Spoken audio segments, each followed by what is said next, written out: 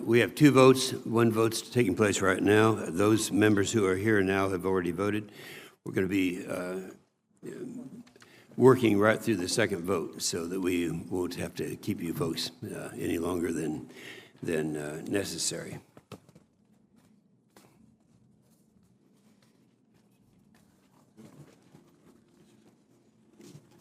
Well, oh yeah. The committee meets today to receive testimony on the posture of the United States Army and its fiscal year 2019 budget request. We welcome Dr. Mark Esper, Secretary of the Army, and General Mark Milley, Chief of Staff of the Army. The National Defense Strategy directs our nation's military to prepare for the return of great power competition. This means that we must be prepared to deter and, if necessary, defeat potential near-peer adversaries, both China and Russia. With their alarming speed of modernization of both conventional and nuclear forces, these adversaries now present a credible threat to America and our allies in the regions. It's time for us to take stock and act. Senior Army leadership has said the service is outranged and outgunned. That's a frightening thought, and we've heard it over again, and it is a fact. As currently organized and equipped, the future of the Army's readiness and relevance requires modernization now. The Army's modernization program unveiled last fall shows you take this challenge seriously. The solutions for acquisition and program management will help the Army prepare identified capability gaps within the force. Any successful modernization strategy must focus on results. Rapid prototyping and the realistic experimentation will be vital to getting modern, reliable, lethal weapons into the hands of our soldiers and doing so on time. With the calculation of Crusader and future combat systems, we have fallen woefully behind in our artillery, and that's something I'm very sensitive to, and we remember how much money both the Crusader and the future combat system ended up costing. And really, we got nothing from it, and we're not going to let that happen again. A lot of that's going to be the acquisition that we are working on now. And now we have a system that of the integral in solving these issues, we have no doubt, but the cross-function teams currently operating there, and we're talking about Fort Sill, will help solve the disparity with our adversaries. We look to you, gentlemen, to lead the effort for real, sustained modernization. It will require your engagement, leadership. It will require you to make hard choices, set priorities, and accept some risk. And it will require an open and transparent dialogue with Congress along the way. We look forward to working with you to make our shared modernization vision a reality as the Army reinvents itself to become the 21st century fighting force prepared for. You know, we're waiting now for Senator Reid to get here, and we're going to get his opening statement and start right away. But this is different than any time that I recall, and I've been on this committee for 24 years and on the House committee for 8 years prior to that. And to see that we're going to finally have to do something with acquisition, but we've never been faced with, several of us just came back from the South China Seas. We watched what China is doing with the islands they're building out there. It's almost as if they're preparing for World War III, and our allies in that part of the world, and I've talked to you folks about this before, realize that this is that they're watching China flex its muscles out there, and they are kind of deciding who to take sides with. These are our allies. So this is something that I suggest you guys have not had the opportunity to experience prior to the time that we're experiencing today.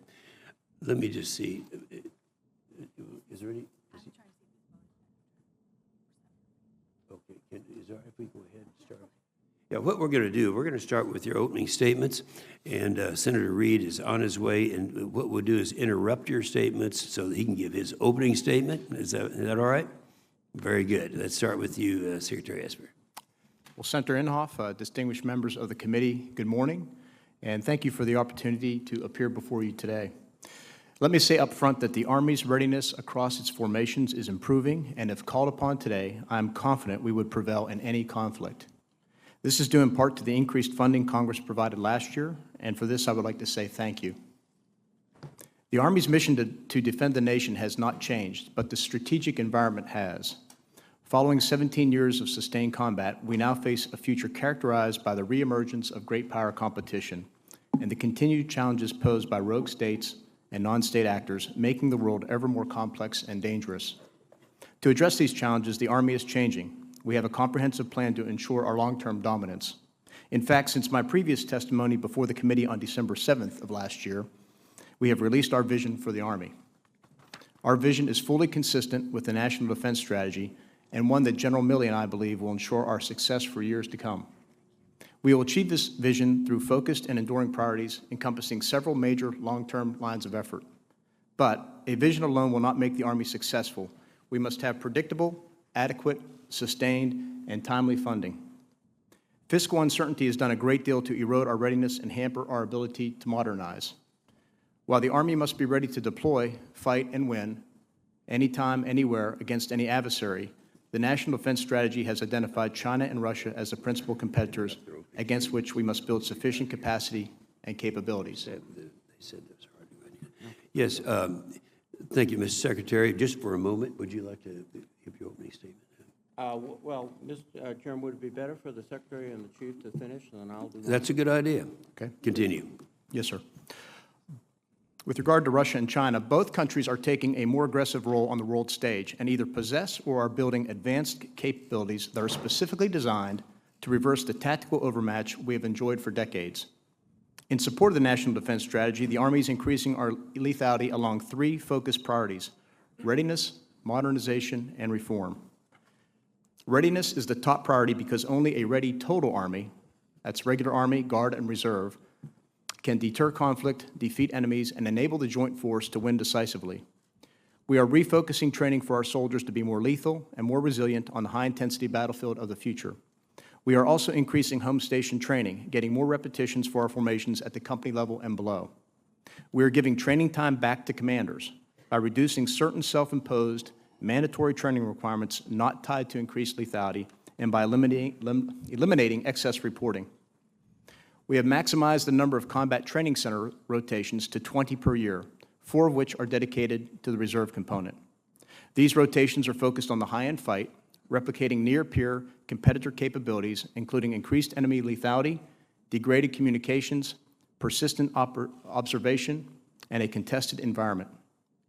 And while the quality, training, and esprit of our soldiers are what make the U.S. Army the most ready and lethal ground combat force in history, our superiority is enabled by the best weapons and equipment we can provide. As such, our second priority is modernization, or future readiness. To ensure our soldiers never enter a fair fight, the Army is now increasing the investments in modernizing the force.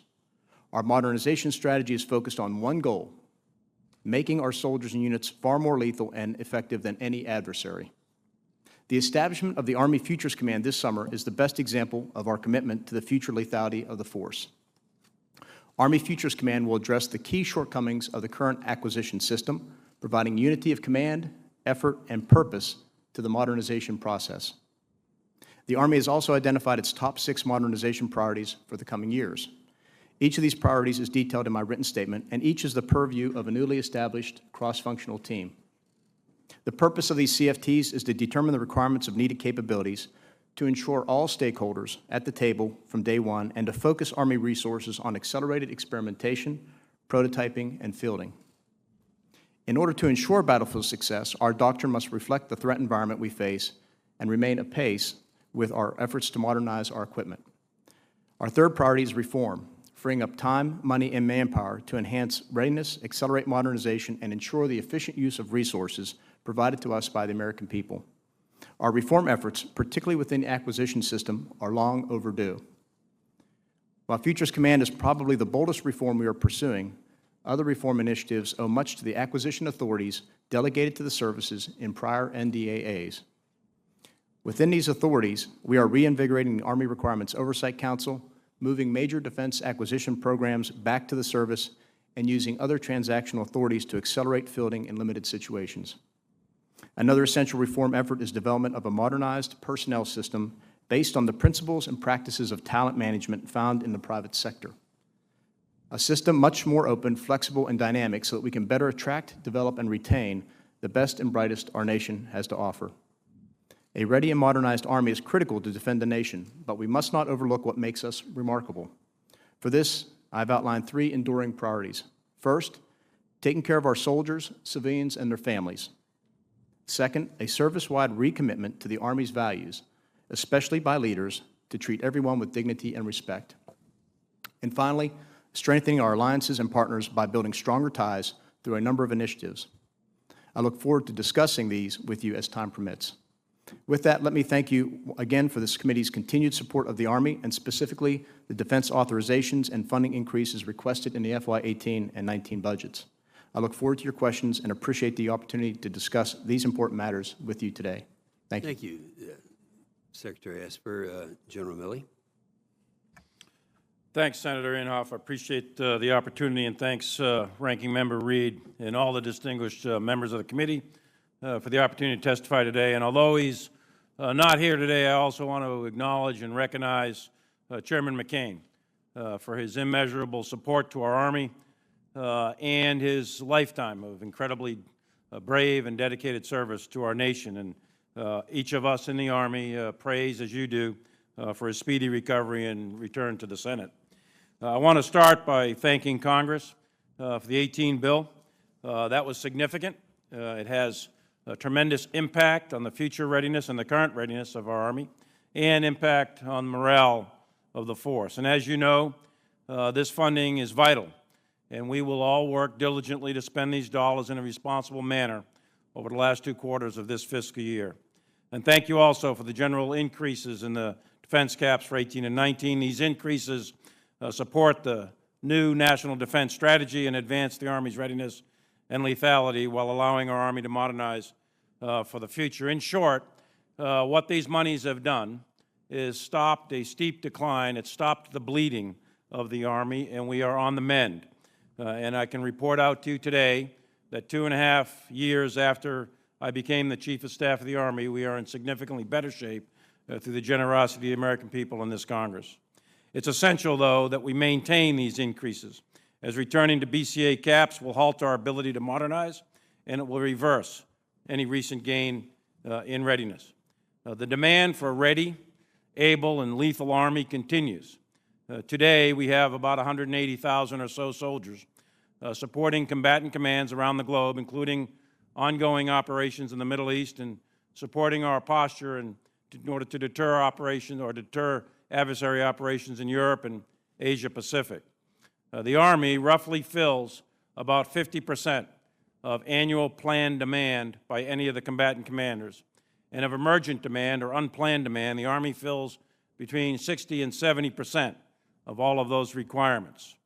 Our newly created SFABs, for example, are already in high demand from all the combatant commanders. One of them just yesterday asked for an SFAB to be assigned to him. The first deployed this past couple of months, and the second has been activated, and we are quickly proceeding with the third, fourth, fifth, and sixth. Your support has allowed the Army to field those units, and has allowed the Army to become significantly more combat ready today than we were just 24 months ago. We have increased the number of combat training center rotations, as Secretary Esper talked about. We've improved our equipment operational readiness rates. We've improved the flow of spare parts. We've replenished our Army pre-positioned stocks in both Asia and Europe. We've improved munitions around the world, and we've significantly improved our manning shortfalls and filled holes inside of our operational and deployable units. In short, we have a better Army today than we had just a short while ago. The bottom line is that the United States Army continues to meet all the missions required of us, and thanks to your support, we are more ready.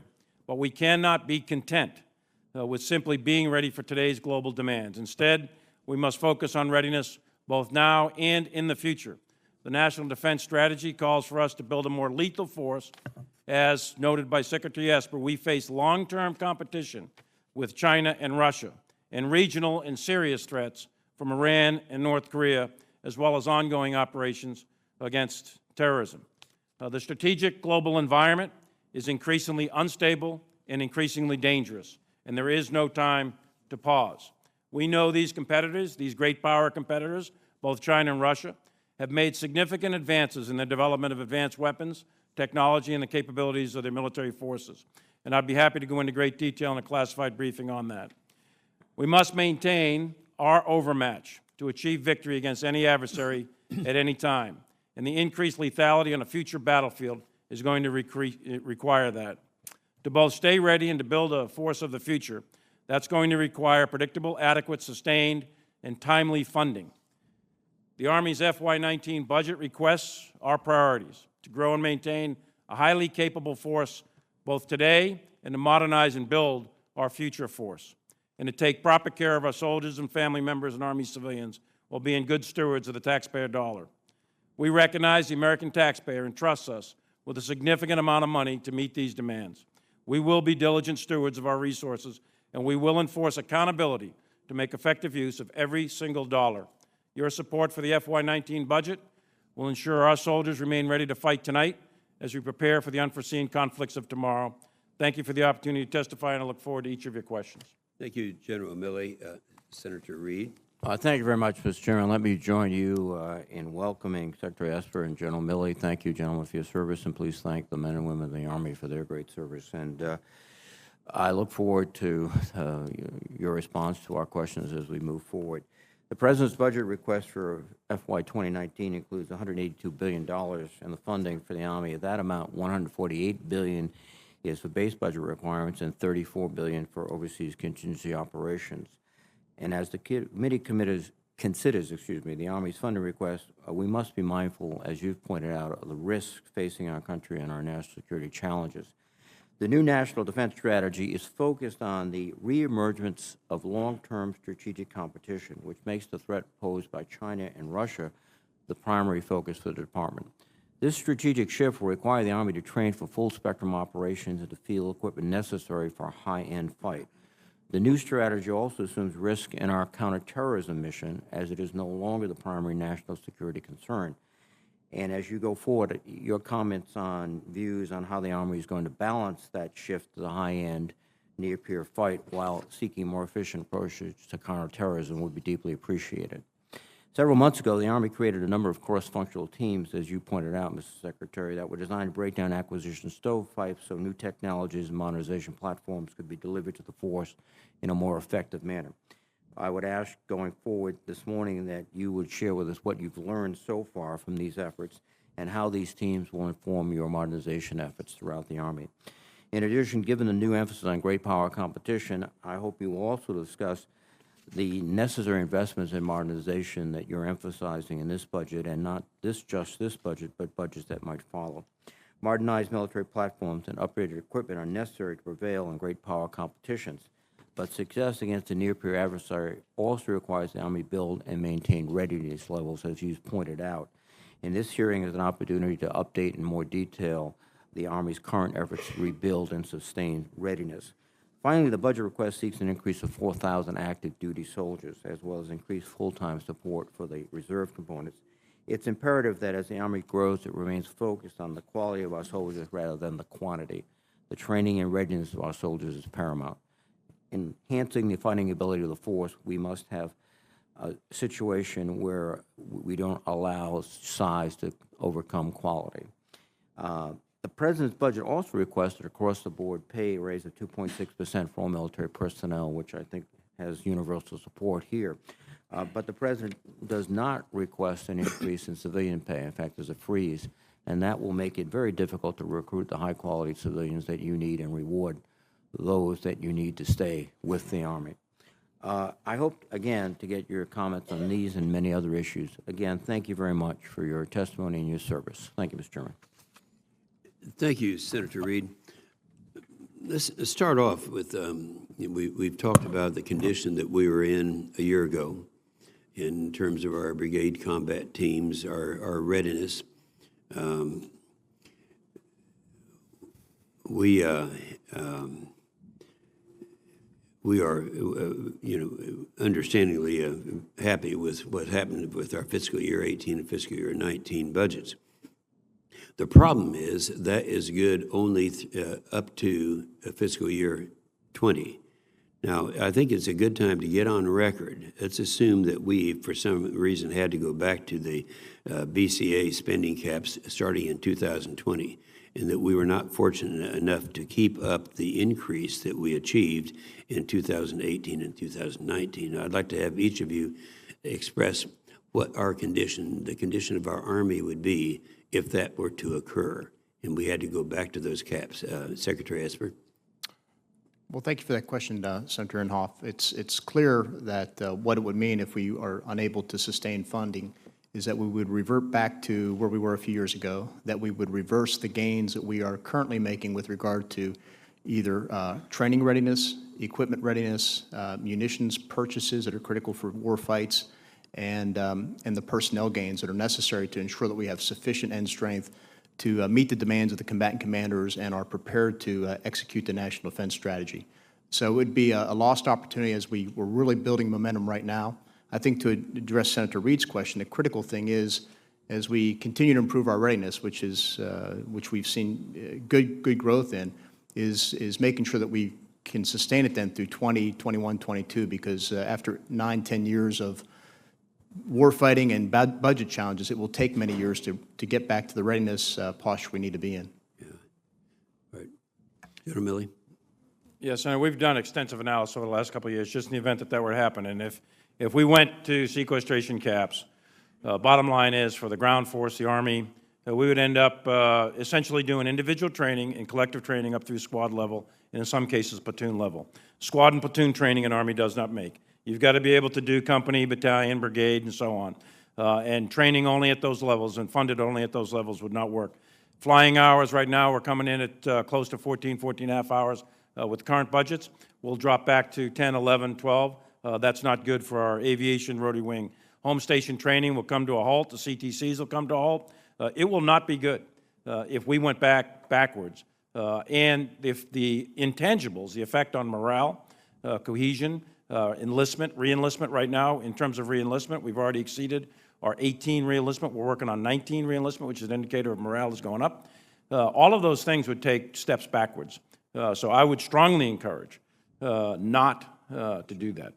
Yeah, I think it's important to get that out in the open now, talk about it now. Now, another area that I'm particularly interested in, of course, is our artillery, the fact that both China and Russia have passed us up in terms of range, in terms of rapid fire. And right now we're in a position we are working on the system to correct that. The PIM program, and of course, in my opening statement, I talked a little bit about what's happened in the past with the Crusader, the Future Combat System. But now we have this program that I think is going to put us in a position where we should be getting back up ahead of our adversaries. That's what we want to get done. Secretary Esper, can you articulate what your #1 priority is for modernization to meet the new national defense strategy? Let's start with that. Yes, Senator. The Army has outlined 6 modernization priorities, beginning #1 with long-range precision fires, and the 6th being soldier lethality. With regard to long-range precision fires, we are pursuing technologies at the tactical, operational, and strategic level. So at the tactical level, as you mentioned, the PIM program is very important. At the operational level, it's the extended range cannon artillery.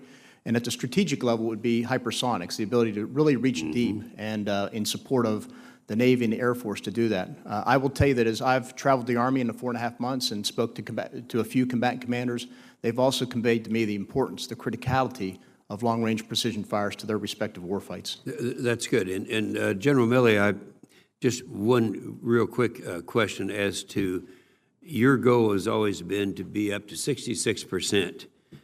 We were actually, in my information was, we dropped down into our BCT's capability went down as low as 33%. Now I understand we've improved dramatically on that. We're going to continue to do it. But how close are we now to your goal, 66%? Our readiness goal for the regular Army, the active duty Army, is 66% of all units, all types of units, brigade combat teams, logistics units, aviation units, et cetera. So 66% for the regular Army and 33% for the reserve component, both Guard and Reserve. We are not at those benchmarks right now, but we are working towards them, and we predict, given consistent funding, and if the world stays the way it is right this minute, then we should achieve those benchmarks sometime in 21, 22.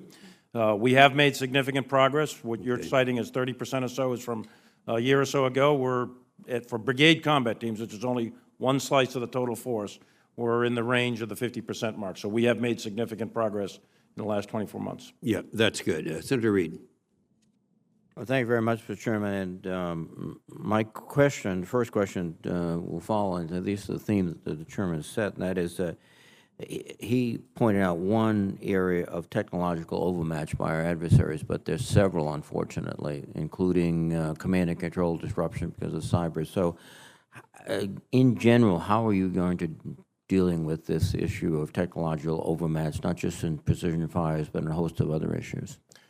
Well, Senator, another one of the 6 modernization priorities is the network. And so we know that we've learned from various studies what we saw the Russians do in Ukraine, that we need a network that is reliable, that is resilient, that is mobile, that can meet our needs in such an environment. We are fairly confident that the future adversaries will certainly strike asymmetrically at our space systems, at our information systems, our networks. So we need to do everything from looking at the next generation technology to make sure we have resilient systems.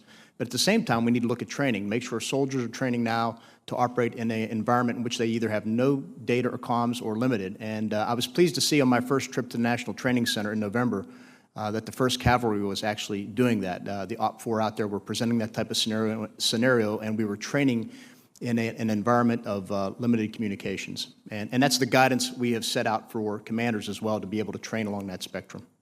General Milley, are there other areas of overmatch that you want to emphasize? The 6 priorities that we've laid out, which are related to the fundamental functions of an Army to shoot, move, communicate, protect, and sustain.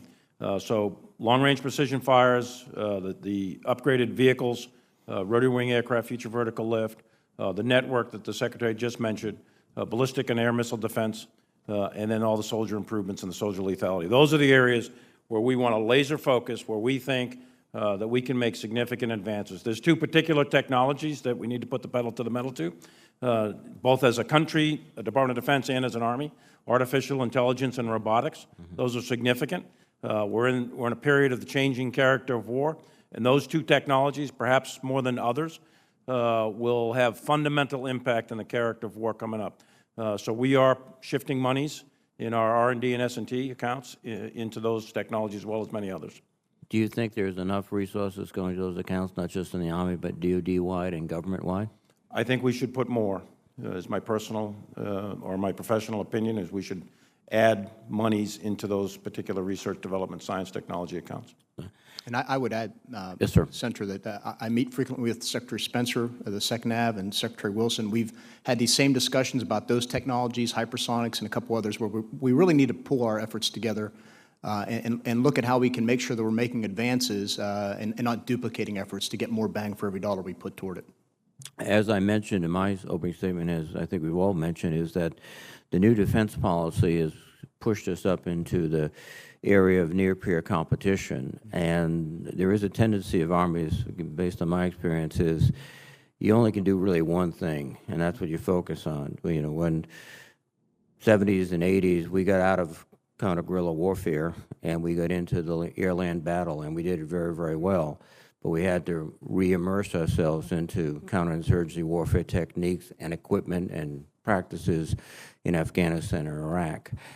Now we have not just 2 dimensions, but probably 3 dimensions. You have conventional warfare, you have hybrid warfare, which is right below that, with a sophisticated enemy with technological advantages and disadvantages, and then you have counter-guerrilla warfare like we're practicing in, or counterinsurgency in Afghanistan. How are you going to keep that balance between these 3 missions and avoid the danger of we just do, and we do it very well, X? General Milley, you want to start? Well, I think you're correct. Post-Vietnam, we sort of did away with any kind of skill sets that we had, for the most part, within our inventory in terms of counter-guerrilla, counterinsurgency warfare. We don't have that luxury. Guerrillas, insurgents, terrorists are going to be around for a long time. in various different forms. We have to maintain the skill set. We can't throw the baby out with the bathwater. So we have to keep that going, and we intend to keep that going. That's part of the SFABs. There's a large resident capability within our special operations forces for that, but our conventional forces also need to have skills in that regard. But at the same time, we have to recapture our skills at combined arms maneuver warfare against near-peer competitors, a great power competition, because, frankly, probably the word peace through strength is sometimes overused, but it's true. And in the international environment, you have to maintain the capabilities so that your opponent, your adversary, believes and knows that you have incredible dominating strength and incredible lethality on a battlefield. So we have to be able to do both capabilities as a military, not just as an army, in order to deter any potential aggression from any other country. If we don't do that, then you invite aggression, in my view. So it's incumbent upon us to do that, to invest in those capabilities, to maintain those skills. And that's a very expensive proposition, and we recognize that. But maintaining the peace is a very expensive proposition. The only thing more expensive than that is fighting a war, and the only thing more expensive than that is losing one. So it's really important, I think, as we go forward in these budgets, that we continue to sustain predictable funding to be able to do both counterinsurgency, counterterrorist type operations within our force structure and higher-end conventional operations against a great power competitor. Thank you. Thank you. The second vote has started, and Senator Reed is, I believe, going to go down and vote at the first of it, and I'm going to wait toward the last. Senator Cotton. Thank you, gentlemen, for your appearance again, and thank you for your service to our country. General Milley, let me just follow up on what you just said about sustained funding. So we passed a budget a couple months ago. Last month, we passed a spending bill for this fiscal year. I don't think we should spike the football about those things, though. Those were long overdue. We still have to pass a defense appropriations bill for the next fiscal year. So is the point you're making, and Secretary Esper, you made it to Chairman Inhofe, is that you needed Department of Defense appropriations bills done in a timely and predictable fashion this summer? Absolutely, Senator. If timeliness is critical to that, if not, what it does is push back our spending authority. If we are under a CR, as you know, we are not allowed new starts. We are not allowed to spend money greater than the previous year funding level. We are not able to procure additional munitions. It impacts training because we have reduced O&M dollars. So there are any number of reasons why the timeliness is critical to ensuring we are able to maintain the positive glide slope we're on with regard to readiness. And that carries us out to the next fiscal year 2019, that is covered by the two-year budget we just passed. But we still have fiscal year 2020 and 2021 ahead of us, about 16, 18 months away, for which the Budget Control Act and sequestration still comes into effect. Is it your judgment that Congress needs to act now to stop that kind of sequestration from even looming over the Army's head come the summer of 2019? Yes, sir, for all the services. It's critical to all of us achieving our readiness goals. And with regard to the Army in particular, as I said earlier, we endured 7, 8, 9 years of following budgets, a very high operational pace. It's going to take many years to get out of that. And if you step back, we have this goal of achieving our readiness status by around 22. It's that point in time where we really want to start making significant investments and start fielding, prototyping the next generation of technologies that we've outlined in our modernization priorities. General Milley? Absolutely, Senator. I mean, you're not going to dig out of a 10-year trough, 8-year trough in readiness and modernization. You're not going to do that in 2 years. It's not one and done sort of thing. So it has to be consistent. It has to be predictable over time. And the sequestration, the BCA caps, they just need to go away. It's an incredibly inefficient means of funding when we're only given part of the year to spend. And with industry, it's not predictable, so you can't do long-term contracts. And there's a wide variety of reasons why it is not an effective or efficient means of using the taxpayer dollars. It needs to go away. Yeah. So the Budget Control Act was designed to have 8 years of potential sequestration cuts if budget caps weren't met. We've now gone through 3 iterations of 2-year budget cycles. I predict that if we don't repeal the Budget Control Act, we'll have a 4th iteration in 2020 and 2021 before that law expires. So I think Congress should just repeal it outright this summer.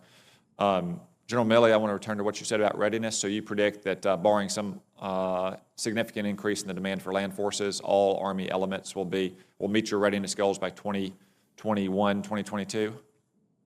That's the glide path I'm currently estimating. That's correct. And where are brigade combat teams today? I don't want to give specific numbers in open testimony. I would be happy to do it in classified testimony, but it's in the range of 50%. Where were they when you took this job 3 years ago? Significantly less than that. When I came in 2.5 years ago, we had 2 brigades at the highest level of readiness. Okay, good work. Secretary Esper, I'd like to turn to a point about long-range fires that has a policy implication. So Department of Defense, Department of State have long recognized and acknowledged publicly that Russia is violating the INF Treaty.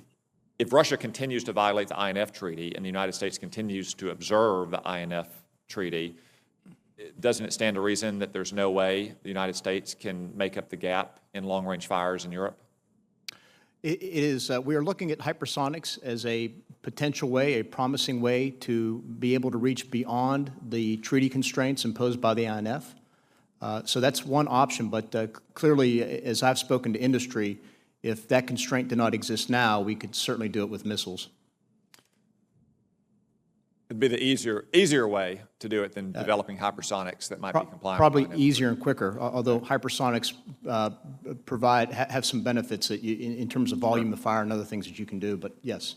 General Milley, I'd like to turn to an operational aspect of another one of the 6 modernization priorities, the network, and specifically fighting in a denied environment. Both of you have discussed with me how we're working with our soldiers to make sure that they can go back to the old-fashioned way of fighting with compass and map and so forth, and the call for fire and navigation and what have you. If that were to happen, if our soldiers had to fight in a denied environment, surely the enemy soldiers would also be fighting in a denied environment as well, right? There's no situation in which, to use the football term, it won't be raining on both sides of the field? No, I think that all modern militaries are incredibly reliant on very sophisticated command control communication systems, reliant on space systems, GPS, precision and navigation and timing capabilities. All modern militaries rely on those, and those are vulnerable for all forces. So yes, I guarantee that any adversary that takes on the United States will be operating in a significantly degraded environment. So if our soldiers are using compasses and hand and arm signals, so to speak, to put it in colloquial terms, their soldiers will be using compasses and hand and arm signals. I would imagine that that is very likely. Do you have any doubt that our soldiers fighting on those terms are going to be able to defeat their soldiers? Well, as you know, that our Army, like modern armies, we're very reliant on these things for navigation and for precision munitions and for calling in close air support. And it's important that we have systems that are resilient, that are capable of operating in degraded environments, and that our soldiers are trained to do so. I'm confident that our soldiers' ability to operate in a degraded environment is improving. A couple of years ago, we started doing cyber operations against ourselves out at the National Training Center. It's a very effective way to increase the training levels and the comfort of our soldiers to operate in those environments. So it's not going to be a perfect world. Combat's not a perfect environment. It's a very lethal environment, and it is something that we'll have to adapt and overcome, the ability of operating in a degraded electronic warfare environment. There's no question about it. Thank you, gentlemen. My time has expired. Senator Rounds presiding, and Senator King. Thank you, Mr. Chairman. I also have to go to vote, so I'm going to be quick with my questions. I think to follow up on Senator Cotton's questions, are we training our troops now with compasses and maps, just as at Annapolis, after a 20-year gap, they're now teaching how to do celestial navigation? In other words, are we specifically training for the failure of the GPS system? Yes. That's a very succinct, and that's the answer I hope. And we're reinforcing, Senator, the importance of doing that in training scenarios and training activities, that you have to be prepared to operate without communications, without electronics. Good. Across a range of specialties. I think one of the most important things that's going on now is the Army Futures Command. I guess my question is, should that be a 4-star in order to give that person sufficient authority to do the kind of coordination and pulling together of authorities to make it work, Secretary? Yes, sir, we believe so. Not just that, but the Army Futures Command is envisioned to be a peer institution to the other 4-star major commands. That's Army Material Command, TRADOC, and Forces Command. I think that's important because there's going to be some important turf battles, I think, going on there, and I think it's important that the authorities be equivalent. Secretary Esper, this isn't a hostile question, but it's a challenging question. You talked about acquisition, and the Army doesn't have a very stellar record in the history, in recent history, in terms of acquisition. You talked about we're going to do it better. Why? Why? The people that didn't do so well before weren't bad people, and they were doing their best. What is changing systematically or structurally in order to give you the assurance that we're not going to have some of the disasters that we had in the 90s? Yes, sir, it's a fair question. Needless to say, we have taken a hard look at what experts have said in the past who have reviewed Army programs. We have studied reports such as the Decker-Wagner report. We've had officers working on this for a couple years. We know that one of the fundamental problems with the current Big A acquisition system is lack of unity of command and unity of effort. In other words, we have piece parts of the acquisition system spread up across multiple commands and in some cases not under a specific command. So the promise of Army Futures Command in one aspect is to pull them all together under a single commander who can manage everything from what he or she believes the future threat environment may look like to operational concepts into material solutions all the way through testing and evaluation and procurement. And so you'd have that single chain of command. That's number one. The other big problem has been a requirements process that has crept along, that has extended the timelines and costs. Requirements creep. Yes, sir. And so what the cross-functional teams are doing now, have been doing, and successfully, and this will be imported into Army Futures Command, is to put all those stakeholders that I just described at the table up front and to agree on what are the reasonable requirements that we know that we can achieve in a date certain that provides us overmatch, that the technology is sufficiently available to do, and move along that type of line. And as technology matures, we will continue to incrementally improve vehicles or systems, whatever the case may be. Well, one way to make sure that happens is to build the initial platform in a modular way so it can be upgraded without having to scrap the whole platform. Yes, sir. We're doing that right now as we look at deploying mobile short-range air defenses in Europe in the next couple of years. We've already decided on a chassis to do that, and we're working on the effectors. But one of the things, as I've talked to the CFT lead on, is to make sure that you build sufficient size, weight, and power into that vehicle so that as the technology matures, for example, we could put lasers on it because lasers provide an unlimited magazine, if you will, at a very minimal cost. Well, I'd like to follow up with you offline because just the number of hearings that we've had, there are lots of lessons, and I think it's so important to try to avoid some of those issues that have plagued us in the past. Yes, sir. I appreciate your attention. General Milley, my understanding is that the increases that have taken place in your funding in the last few months are going almost entirely to capital and not to personnel. Is that accurate? In terms of the capital, in terms of modernization and putting it into, remanufacturing of helicopters or new helicopters, new aircraft, is that what you're talking about, Senator? Well, just the increase, the increment of increase is going into capital improvements rather than manpower and other. Well, we've taken the additional monies and we're putting it into modernization. That's my point. Yeah, absolutely, into modernization, because modernization, we the Army took a modernization holiday in the last 16 years. And we've been fighting a war, we've been consumed with current operations in Iraq and Afghanistan and elsewhere. And our modernization has lagged behind significantly, so we're trying to redress that and dig ourselves out of that hole, and that's really, in part, is the reform of AFC, but we are shifting monies. But we have to realize that there's still unaddressed issues on the personnel side. There are, but we are increasing by 4,000. This budget, 19 and 18, is an increase of 4,000 personnel. We have a steady growth in the military personnel of 4,000 a year. We're shooting to get north of 500,000 or 500,000 in the regular Army, and we'll cap out at about 340, 350 in the Guard and 199 in the Reserve. So in terms of military end strength growth, there's a gradual, modest growth in order to fill the holes in the existing units. But we think we needed to shift additional monies into modernization. That's the need. I understand. Thank you, gentlemen. I want to thank you particularly for the progress that you've made, both of you. It's I think, quite remarkable, necessary, and I just hope that we can see it maintained. And I look forward. I'll have some questions for the record, and Mr. Secretary, talking to you about the acquisition process. We've got to get it right this time. Absolutely. Thank you. Thank you, Mr. Chairman. On behalf of the chairman, Senator Graham. Well, thank you. I want to echo what Senator King said. Bottom line, I think y'all make a heck of a team for the Army, and hats off to you. You've been in a bad spot, and we're trying to dig out, and I appreciate both of your leadership. So let's talk a little bit about Syria, because it's sort of a hot topic. The president said that Assad is an animal who killed innocent children by using chlorine gas and maybe some other form of gas, and he is going to pay a big price. Do you agree with that statement, Mr. Secretary?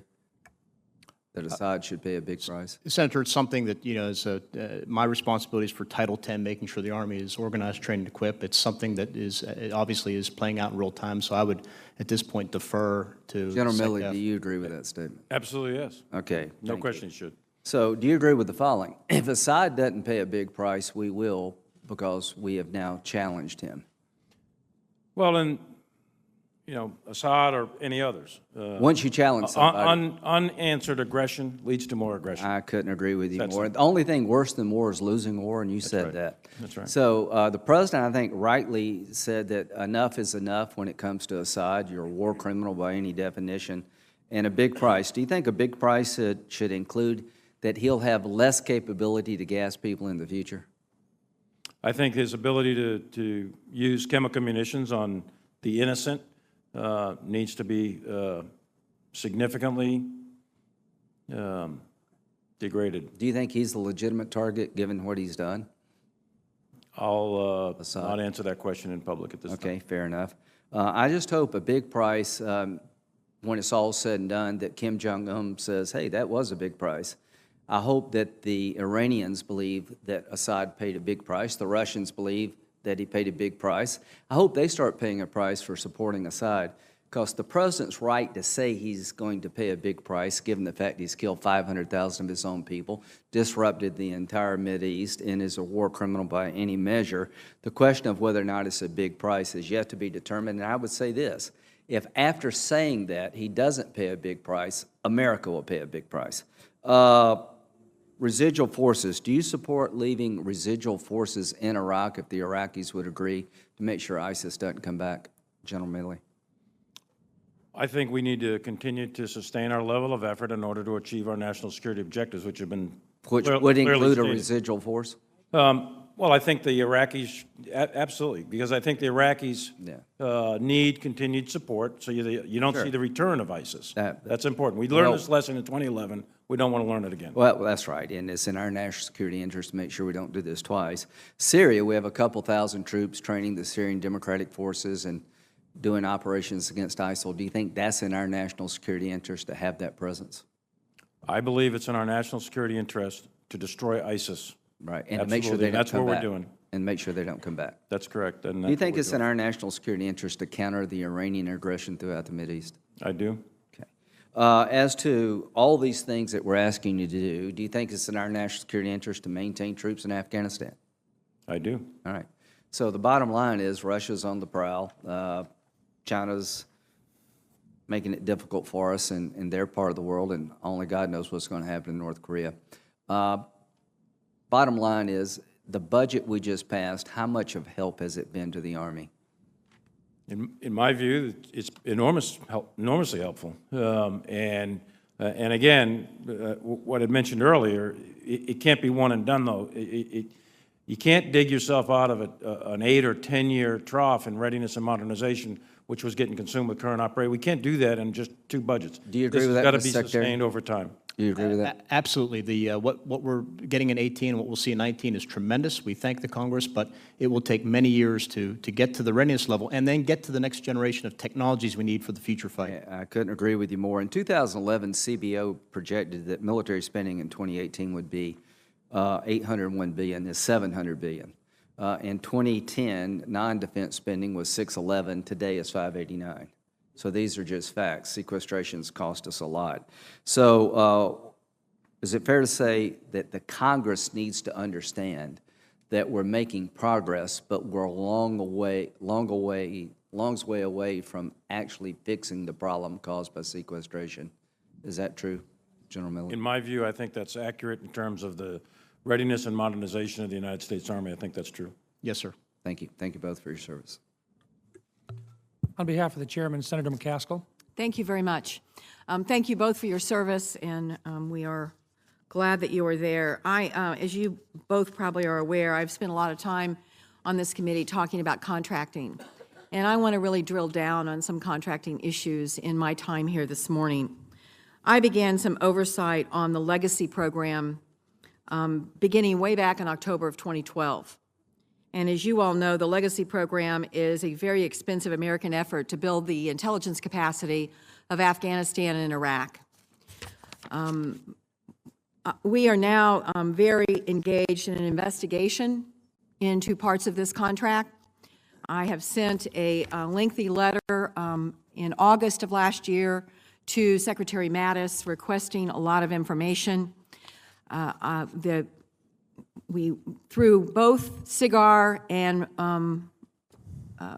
Robert Portman and I, we have all been asking for more oversight on this, and we learned that in August of 2017 that there was a non-public DCAA audit of the subcontractor, New Century Consulting, and this audit, we know, includes question costs amounting to over $50 million, including Bentleys, Alfa Romeos, assistant salaries of $420,000. It is, you know, it's so discouraging to me after all the work we've spent on contracting, after the War Contracting Commission and all the reforms we've done in contracting, that we have not yet figured out how to get at these abuses close in time and close to the source. And I don't even think leadership finds out about this until it's way too late, and we're always engaged in the clawback process. So I have been on this for a while, and I would like a couple of things that we're not getting right now, and I'd like to bring them to your attention. One of the things that we would like is a full list of contracts and subcontracts in which New Century Consulting is still engaged in. We would also like the NCC performance assessments. Now, we're being told we can't get the audit because the audit agency is worried that if they publicly disclose some of the audits, that would discourage contractors in the future because their financial information would become public.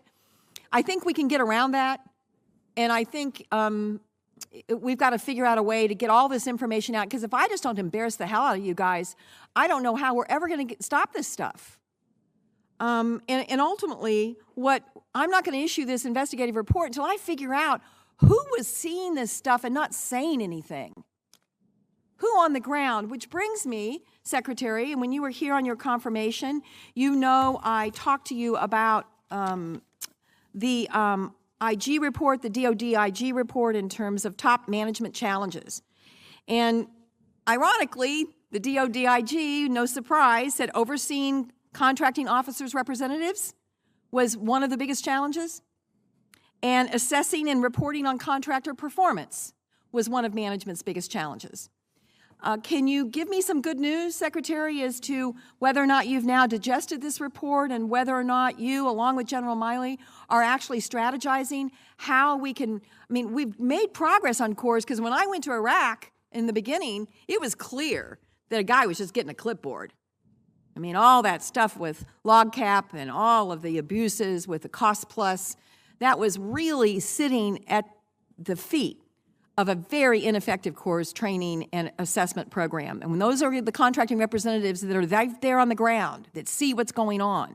So give me some good news about how you view this problem, and please tell me that a senator 20 years from now is not going to be sitting here and going, how in the world are taxpayers paying for Alfa Romeos and Bentleys? Yes, ma'am. You're correct. You know, after you raised the issue with regard to the contracting with regard to aviation, I think it was 2,000 separate contracts amongst hundreds of contractors for hundreds of millions of dollars, and in many cases for the same parts at different prices. I went back and went through that report. I've discussed it with folks internally. I will tell you, in the 4 months I've been on the job, I've met with Contracting Command twice. As recently as 3 weeks ago, I've had a conversation with my senior acquisition executive. It's something that General Milley, I recognize as a challenge. The head of Army Material Command is all this. We recognize that, as that report outlined, is we need to have clear metrics and hold leaders accountable for meeting those metrics with regard to contracting. One of the reform initiatives we're pursuing right now is aimed to reduce the number of contracts, reduce that process. We're looking at savings of possibly over $1 billion over a multi-year period, but there's a lot more work we need to do with regard to this, and we have to be good stewards of the taxpayers' dollars, and that means reform includes certainly contracting. Well, I look forward. I know we need to have a meeting, and you've been kind to try to reach out to my office to have a meeting. When we have that meeting, let's talk about these contracting representatives on the ground and what next step we need to take to augment their ability to be the eyes and ears. I won't regale you now because I'm out of time with all of the time and energy that has been spent on this. And in general, if you could help get this information that I've asked for, I would really appreciate it. We'll get you the information. Thank you so much. What you're describing is unacceptable. Smacks of corruption and criminal activity. It's unacceptable, and the people are going to be held accountable. And by the way, we keep doing business with them. This goes all the way back to the alcohol and the parties. We owe you answers. All right. Yeah. I would just add briefly, I had a good meeting with the head of GAO a couple weeks ago to talk about a number of issues, past reports along the same lines you raised, and we made a commitment to work together to, for them to help us look at issues and solve them. So, Senator Rounds. Thank you, Mr. Chairman. General Milley, I commend the Army for already reaching full operational capability on the fielding of Cyberforce ahead of the October 2018 requirement. Can you share the lessons learned on that process and from the Army's experimentation with placing offensive and defensive cyber capabilities down to the brigade combat team level? And also, would you share your perspective on integrating artificial intelligence to enable both superior performance and security of Army networks? I'd say really 2 or 3 things here on the cyber piece of it. First of all, we have a lot, even though we've achieved FOC, we have on our objectives that we stated in terms of our organizations and our capabilities of cyber protection teams and the offensive teams. There's still more growth. That's a big growth industry. Cyber is an area, a domain of warfare that is going to require us to continue to grow in the out years. So we're not really done, even though we've achieved FOC for the stated objectives that you're referring to. Some of the key lessons learned, I think one of the biggest lessons learned is to empower the youth. You and I, and probably most in this room, are essentially digital immigrants into a world in which we are really semi-familiar with a lot of the digital technologies that are out there. But these young soldiers and sailors and airmen and Marines that are coming into the force, they're digital natives, and this is all second nature to them. So it's best to arm them, equip them, and listen to them as they create the capabilities and the forces that are going to be required in this new domain of war. That's probably the biggest lesson. We've embedded them into the units, the tactical and operational units, and we also have ones at operational and strategic level as well. But the tactical unit ones are doing tremendous work. We're learning a lot more about the vulnerabilities of our systems and how to make them more resilient. But I think the biggest single lesson learned is listen to the young on this one. This is one where they have far more wisdom than the rest of us. These young people are vital to the long-term security defense. No question. In our nation. That's right. We want them to stay in the Army. We want them to feel like this is a good profession for them and that there's a place for them long-term. Fair enough? Absolutely. And part of that, and I'm going to ask your personal opinion now, and part of it's because I think you do listen to these young people coming in. What's the scuttlebutt on TRICARE? TRICARE is a very large capability, insurance capability that takes care of our soldiers. And I am, as well as my family, recipients of that and have been for years.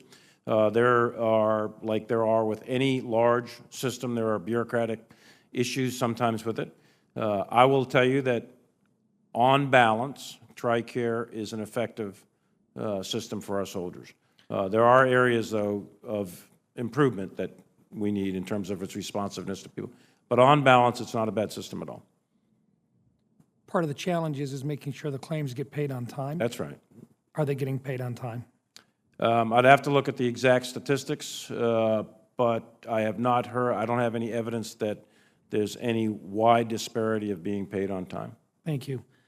You know, one of the other items that I think a lot of these young people appreciate is the fact they don't get paid a whole lot of money, and they want to make that money go as far as it possibly can. We provide on basis the commissary.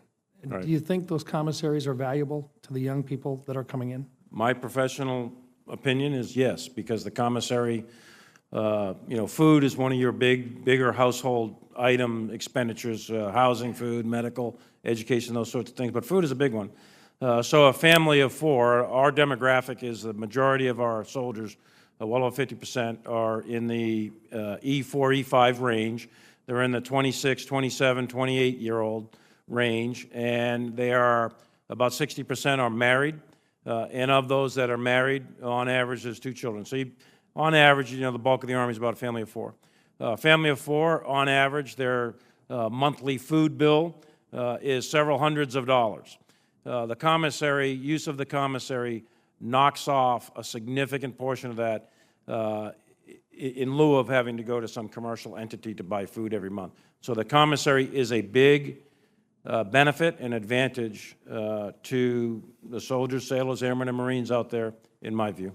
Do you think for those young people coming in, the ones that we want to keep in, do you think they feel that the commissary system is working to their benefit today? I think so, yes. I think commissary is one of those areas where you almost universally get positive comments in terms of the cost, performance, the quality and diversity of goods that are sold there. The commissary gets pretty high marks. Very good. Thank you. Thank you both for your service to our country. Thank you, Mr. Chairman. Thank you, Senator Rounds. Senator Warren. Thank you, Mr. Chairman, and thank you to our witnesses for being here. I'd like to follow up on an issue that really hits a nerve in my home state. Secretary Esper, during your confirmation hearing, you may remember that I asked you to look into complaints from National Guard officers about delays in federal recognition of their promotions. According to the National Guard Association, many Guard officers are waiting 200 days or more, and this can have a really negative effect on their pay, on their benefits, on their command opportunities. So, Mr. Secretary, what have you found and what actions is the Army taking to address this issue? Yes, Senator, thank you for that question. And then after we did have that, that exchange during the hearing, I spoke to the TAG of the Massachusetts Guard. And then about 4 weeks ago, met with all 54 tags at the Army National Guard headquarters, and this issue came up again. I took it back and had a meeting with my manpower and reserve affairs personnel, and you're right, the numbers are too long and it's unacceptable. And frankly, I endured my time in the Guard. I had a similar type of action, happen to me. So what we're doing is we're digging through it right now. Part of the challenge is there are multiple steps. The process begins at the state tag level, goes through NGB, the G1, all the way through, and in some cases, the Senate if it's a colonel above. There are things we need to do to improve the process. We have added additional manpower. We're looking at greater automation. I think there are ways we can reduce the time. There's about anywhere from 30 to 45 days added on to determine that they have exhibit exemplary behavior. And then there are other things out there that may require congressional action. For example, part of the process, as I understand it, is this scrolling, which is an antiquated pen and paper process that also adds time to it. So we're trying to attack it on a number of fronts, but it needs to be much, much more timely. Okay, well, I really do appreciate your working on this. I'm going to keep pushing on this. I understand the need to thoroughly vet our officer corps, but this has become a morale issue for the Guard, and I don't think it's right to make our junior officers pay the price for bureaucratic delays and antiquated systems, regardless of where those delays originate. So let me ask you another question on this. Would you support providing back pay to the Guardsmen whose promotion sits idle for months while they're waiting for federal recognition and actually doing the next level job? Yeah, Senator, I think that's a fair approach to it. As I discussed with you, I would want to make sure I talk to the National Guard, make sure it's fair to them. We all understand what the implications are. But I think in principle, that's fair. Good. I'm glad to hear that. These young men and women who volunteer to serve their country don't get paid all that much. And I think it's just plain wrong when National Guard officers earn their promotions, serve at a higher level of responsibility for months, and then don't get that rank's pay while they're waiting for federal recognition of that. We got to find a way to speed this up, or else I worry that it really is going to do a lot of damage to morale. I do too, Senator. The National Guard has become integral to our operational readiness. They're serving around the world now in support of real-world activities. I was with the Guard in both Poland and in Ukraine in January, doing a fantastic job. So we need to fix these things. And not just, we have similar problems in reserves and the active side as well. It's just to get the bureaucracy out of the way and make the system much more efficient. Good. I'm really glad to hear that. And with my remaining time, what I'd like to do is follow up on Senator King's question. You know, the Army has announced plans to establish a new Futures and Modernization Command. The idea is to bring people who need new technology and the people who acquire that technology together under one roof so they can get the technology into the hands of our soldiers faster. But today, a lot of the cutting-edge technology is not developed within the Pentagon, but in the commercial sector or in laboratories at our colleges and universities.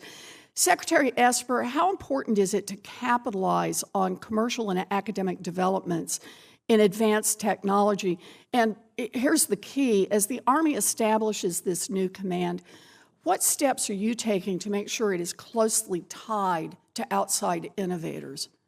Yes, Senator, you're right. Army Futures Command, it's critical that we have access to talent. Talent, not just on the material side, particularly with the hard sciences, but also talent that can help us think about the future strategic environment, thinking in the 2030s, 2040s, because that will inform, in many ways, the steps we take with regard to material.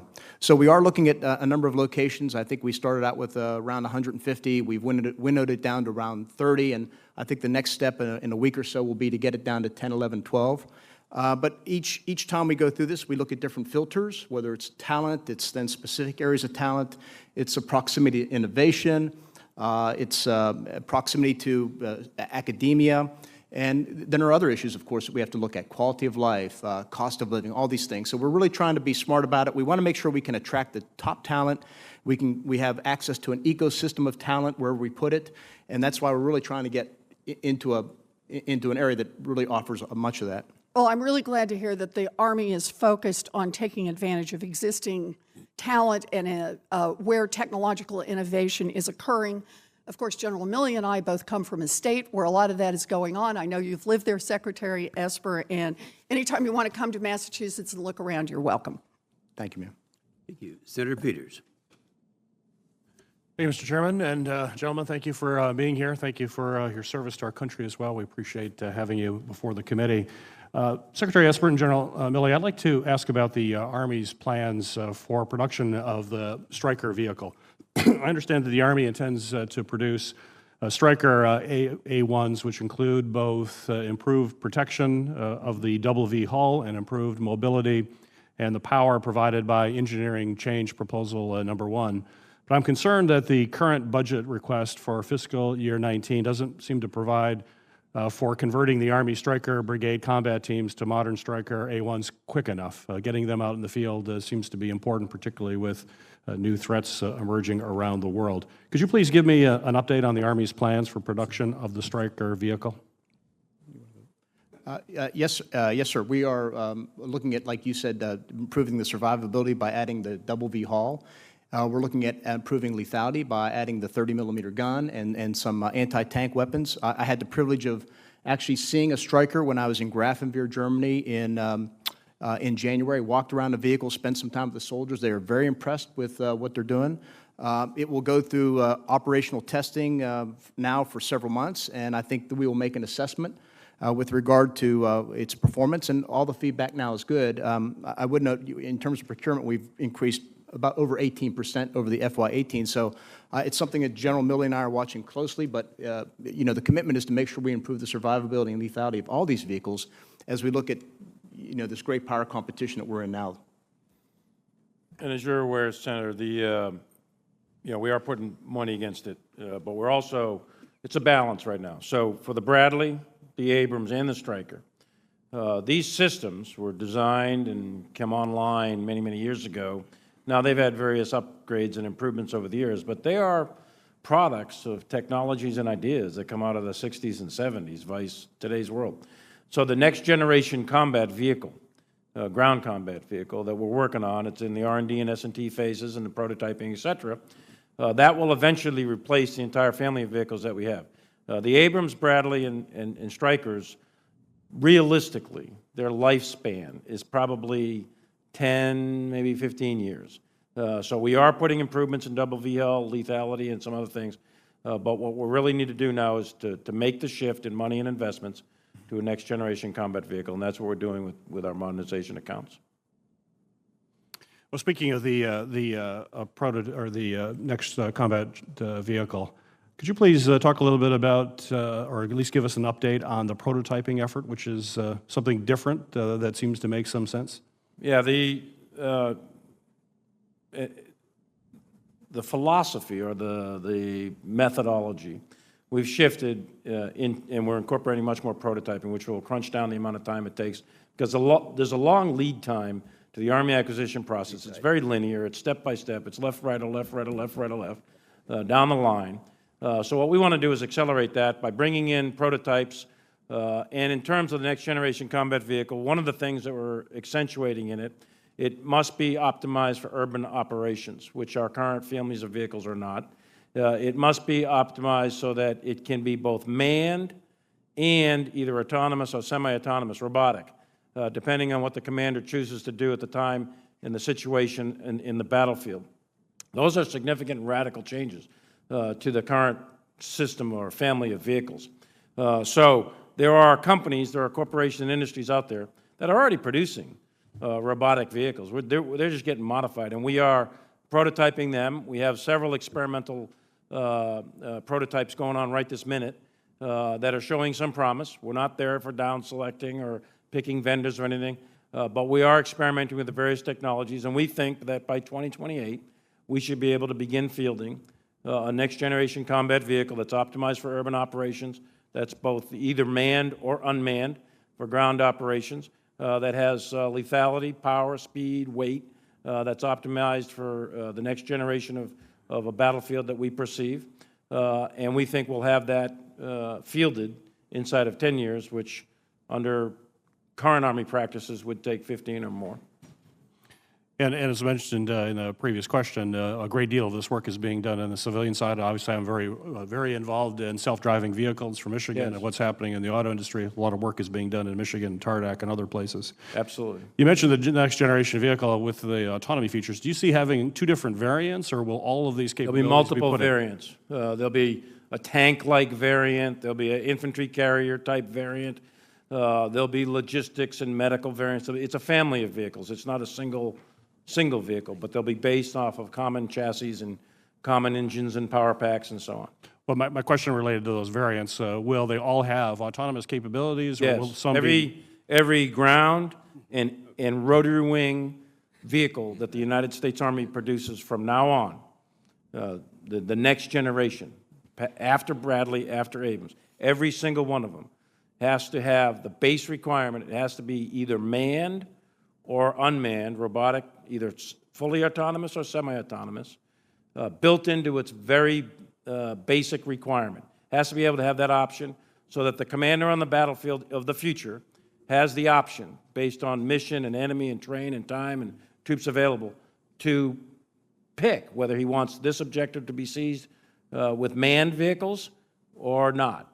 And it depends. It depends on the situation sort of thing at the moment in time. But we want that option to be available to company commanders, battalion commanders, brigade commanders in the future.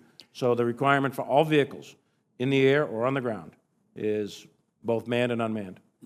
And Senator, be clear, we're looking expansively. It is beyond combat vehicles, as the Chief just alluded to. So, for example, within this year, the 101st will be experimenting with an unmanned squad support vehicle. I'm talking to our senior acquisition executive about unmanned trucks, so we can transport supplies, and we hope to accelerate that as well, so we could be experimenting in the next couple of years with regard to unmanned sustainment, logistics support. Senator Tillis. Thank you, Mr. Chairman. Gentlemen, thank you for being here and for your service. General Milley, thank you actually for the 3 years that I've had the opportunity to get to know you. The only thing I don't like about you is you're a Patriots fan, but Thank you for your generous time in the office yesterday. Just a quick update. You and I talked, I think it bears repeating.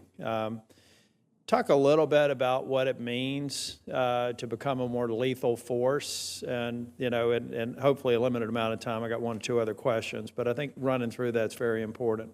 Well, just briefly, I mean, the way I look at it is you evaluate an organization both based on its individuals but also on its collective capability, and we look at the training, the equipping, the manning, and the leadership. So for training, we want to make sure that a lethal force, collective entity, a squad, platoon, company, et cetera, has got many, many reps at their basic mission essential tasks. Not one or two reps, but hundreds of reps, if not thousands of reps. That's what makes the Patriots a great football team, is because they do it thousands of times before they win, except against the Eagles. So but reps matter. Reps matter.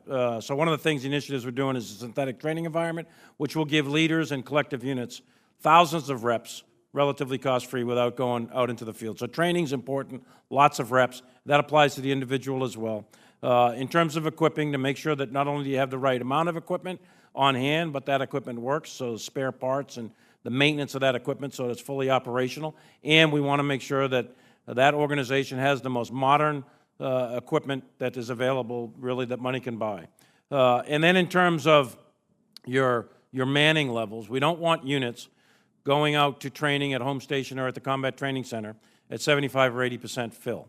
We want them going out into the field to train at 90, 95, or 100% or even more, to train, because they get the full benefit of the collective training experience. And then the leadership is key. We want leaders who can operate in intense environments, middle of the night, smoke's going on, bombs are going off, people are screaming and bleeding right next to you, and yet you can still make incredibly complex and difficult decisions under intense pressure. They can be morally correct decisions, ethically correct decisions, and tactically correct decisions, and you can do that in unbelievable pressure. That's what it takes in a modern environment, but that's the same type of leaders that it took in World War II at Normandy or Iwo Jima, in the Korean War and Vietnam and so on. So that's what increased lethality. It's the combination of training, equipping, manning, and having excellent leaders that are up to the task. Units that are fit, they're able to shoot, move, communicate, protect themselves, and sustain themselves. Do either of y'all think that sequestration is going to be helpful to achieving that increased lethality? No, it'll kill it. I want to talk briefly about Futures Command. I believe that Army Futures Command, that Senator Warren may have brought it up. I look forward to seeing you all go through the process and assessing the various states that may be the most hospitable to house that command. I know that you're going to start proceeding through the process over the next week or two. And it's like I've said a number of times before, I will never fight for a dollar in North Carolina that can be better spent somewhere else. I look forward to that selection process being a level playing field, absent political pressure to go one place or another because of the jobs or economic impact. When we're constantly trying to fight to get you all more money, the last thing we can possibly do is satisfy the political pressure of any one person or any one delegation when you know in your heart of hearts there's a better and more optimal place to put it. And the states that are under consideration, the cities that are under consideration, have the onus on presenting the best possible case. And your onus is to make sure that whoever doesn't get it, should it be North Carolina, Massachusetts, any other state you may be considering, that you've got a well-articulated reason for why whatever choice you had based on the numbers, based on the empirical data, was the best place. And I will heartily support that decision, regardless of where it goes. I obviously would like for it to be in North Carolina, but only because it's the best and highest use of the limited dollars that you have. I can assure you, Senator, that Secretary Esper has laid out a rigorous process. It's totally apolitical. It's totally based on data and analysis, and that we are very rigorously and deliberately going through that and evaluating each location based solely on its own merits with no political interference whatsoever. Thank you all very much for your service. We may submit a few questions for the record. Thank you, Senator. Thank you, Senator Heinrich. Thank you, Chairman. Secretary Esper, I understand you'll be visiting White Sands Missile Range next week. Yes, sir. So I want to thank you for taking the time to visit that facility. I think you'll be incredibly impressed at just the scale of the range in part, which is very unique. I want to ask if you're able, if you might take a few minutes and quickly visit what used to be the old 2nd Engineering Battalion facilities. It's about $170 million worth of brand-new facilities at White Sands that is currently sitting vacant. At the very least, drive through that footprint. I think it'll give you a better understanding of the potential for hosting a security force assistance brigade at that site. So if you would, I'd ask you to fit that into your schedule. Yes, sir. Super. I very much appreciate that. As you know, the full New Mexico delegation and local communities support the addition of that mission. And I think one of the things you'll find at White Sands is that it's an incredibly safe community with good quality family housing, and for that matter, one of the best schools in the state. So it's a very attractive place for folks to serve. General Milley, I was really glad to see the Army place a high priority on modernization and the short-range air and missile defense in particular, and was particularly impressed to see that General McIntyre and the Army's new cross-functional team have accelerated some systems by up to 5 years. I think that's good news to all of us here who recognize, as you said, that we've sort of taken a break from modernization for far too long. Do you believe that CFTs will be able to shorten the prototype development and fielding timelines for your modernization objectives, and how are you seeing that come together? I do. I think it's come together tremendous, and I think that the process that we've put in place, the organization that we put in place, and the governance or oversight we put in place is very effective, and I have no doubt that it's going to shorten the procurement and acquisition timelines. You know, the Vice Chief of Staff of the Army, General Jim McConville, and the Undersecretary of the Army, Ryan McCarthy, are driving this, and these guys are driving it hard, and they're sitting on top of the 6 cross-functional teams. There's actually 8, but 2 of them are embedded under 2 others, so there's 6 total teams that are working each of those 6 modernization priorities: long-range precision fires, next generation, future vertical lift, and so on. With respect to air missile defense and McIntyre, he's doing a great job in driving that. You're correct. We, the Army, have been blessed by having the greatest Air Force ever known throughout the history of mankind, in that we, the Army, have not come under enemy fixed-wing air attack since the beaches of Normandy. If we get into a conflict with a great power, those days will be gone. We will likely be under attack from enemy fixed-wing. Our Air Force will, again, do a tremendous job, but we, the Army, must protect ourselves. So air and missile defense is a critical capability to protect our uniformations, and it's a critical vulnerability right now. So we want to speed that up as fast as we can. We're doing that, and McIntyre is leading the way under the supervision of McCarthy and McConville. So the 3 Macs are bringing it home. Are you comfortable with how much the Army is budgeting towards RDT&E funding to meet those modernization and testing goals? Well, from my perspective, I would always like more to put in there, but it's a balanced portfolio. Sure, I get that. And we think, the Secretary and I think, that we have balanced it for the FY9, for not this proposed budget 19. We think we have about the right amount. We've increased it, I think it's 8% or so, in terms of our R&D and S&T capabilities. So we think it's balanced. It's not optimized, but it's balanced. I very much appreciate that approach. During the AUSA Global Force Symposium, General McIntyre said that the first prototype platoon of strikers equipped with directed energy weapon systems will be fielded by 2023, but that he'd like to move that timeline further to the left. What can we do? Is it just a matter of funding, or are there other things that we can do to assist with that? Because I think that's a very important development. I think, Senator, it's, I'd have to look at whether it's the funding challenge, but there is a technology challenge as well. That's why we're trying to work with the other services on that. And he's talking about fielding. We are trying to push hard to move left as quickly as we can. It does get to the bigger issue about sustained funding beyond 19 to make sure we can make those big procurement bets at that point in time. But you know, Secretary, if anything, I finally see that we're turning a corner on recognizing just how far the technology has moved, and now it's more a matter of getting all of these technologies through the various processes, working out how they're going to be used in the field. It's not so much a limitation, in my view, on the technology anymore. It's a limitation in how quickly we can work out the details of how they will operate in the field. Right, and our view is don't make the perfect the enemy of the better. So even if we get limited power at a limited range, we'll start there, and then we'll continue to upgrade as the technologies mature and build upon it. I look forward to working with you on that, Secretary. Thank you both. Thank you. Senator Cruz. Thank you, Mr. Chairman. Mr. Secretary General, welcome. Thank you for your service. Secretary Esper, the capability gap separating the United States and its competitors, Russia and China, has reached a troubling inflection point. Over the past 2 decades, for a whole lot of reasons, the U.S. military hasn't been able to match the rapid pace of Russian and Chinese military modernization. Both nations are reaching parity in some areas once dominated by the United States, such as field artillery, reactive armor, air defense artillery, electronic warfare, and anti-tank guided munitions. Furthermore, the training and professionalism of the Russian and Chinese militaries have seen steady improvements as well.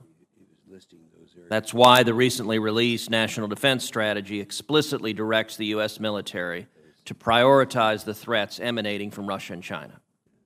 The NDS will have far-reaching implications for how the U.S. military trains, equips, and postures its forces. Each of the services will play a significant role in the implementation of the NDS, which requires new and innovative ways of conducting joint operations. In light of the NDS, what does the Army see today as its primary mission?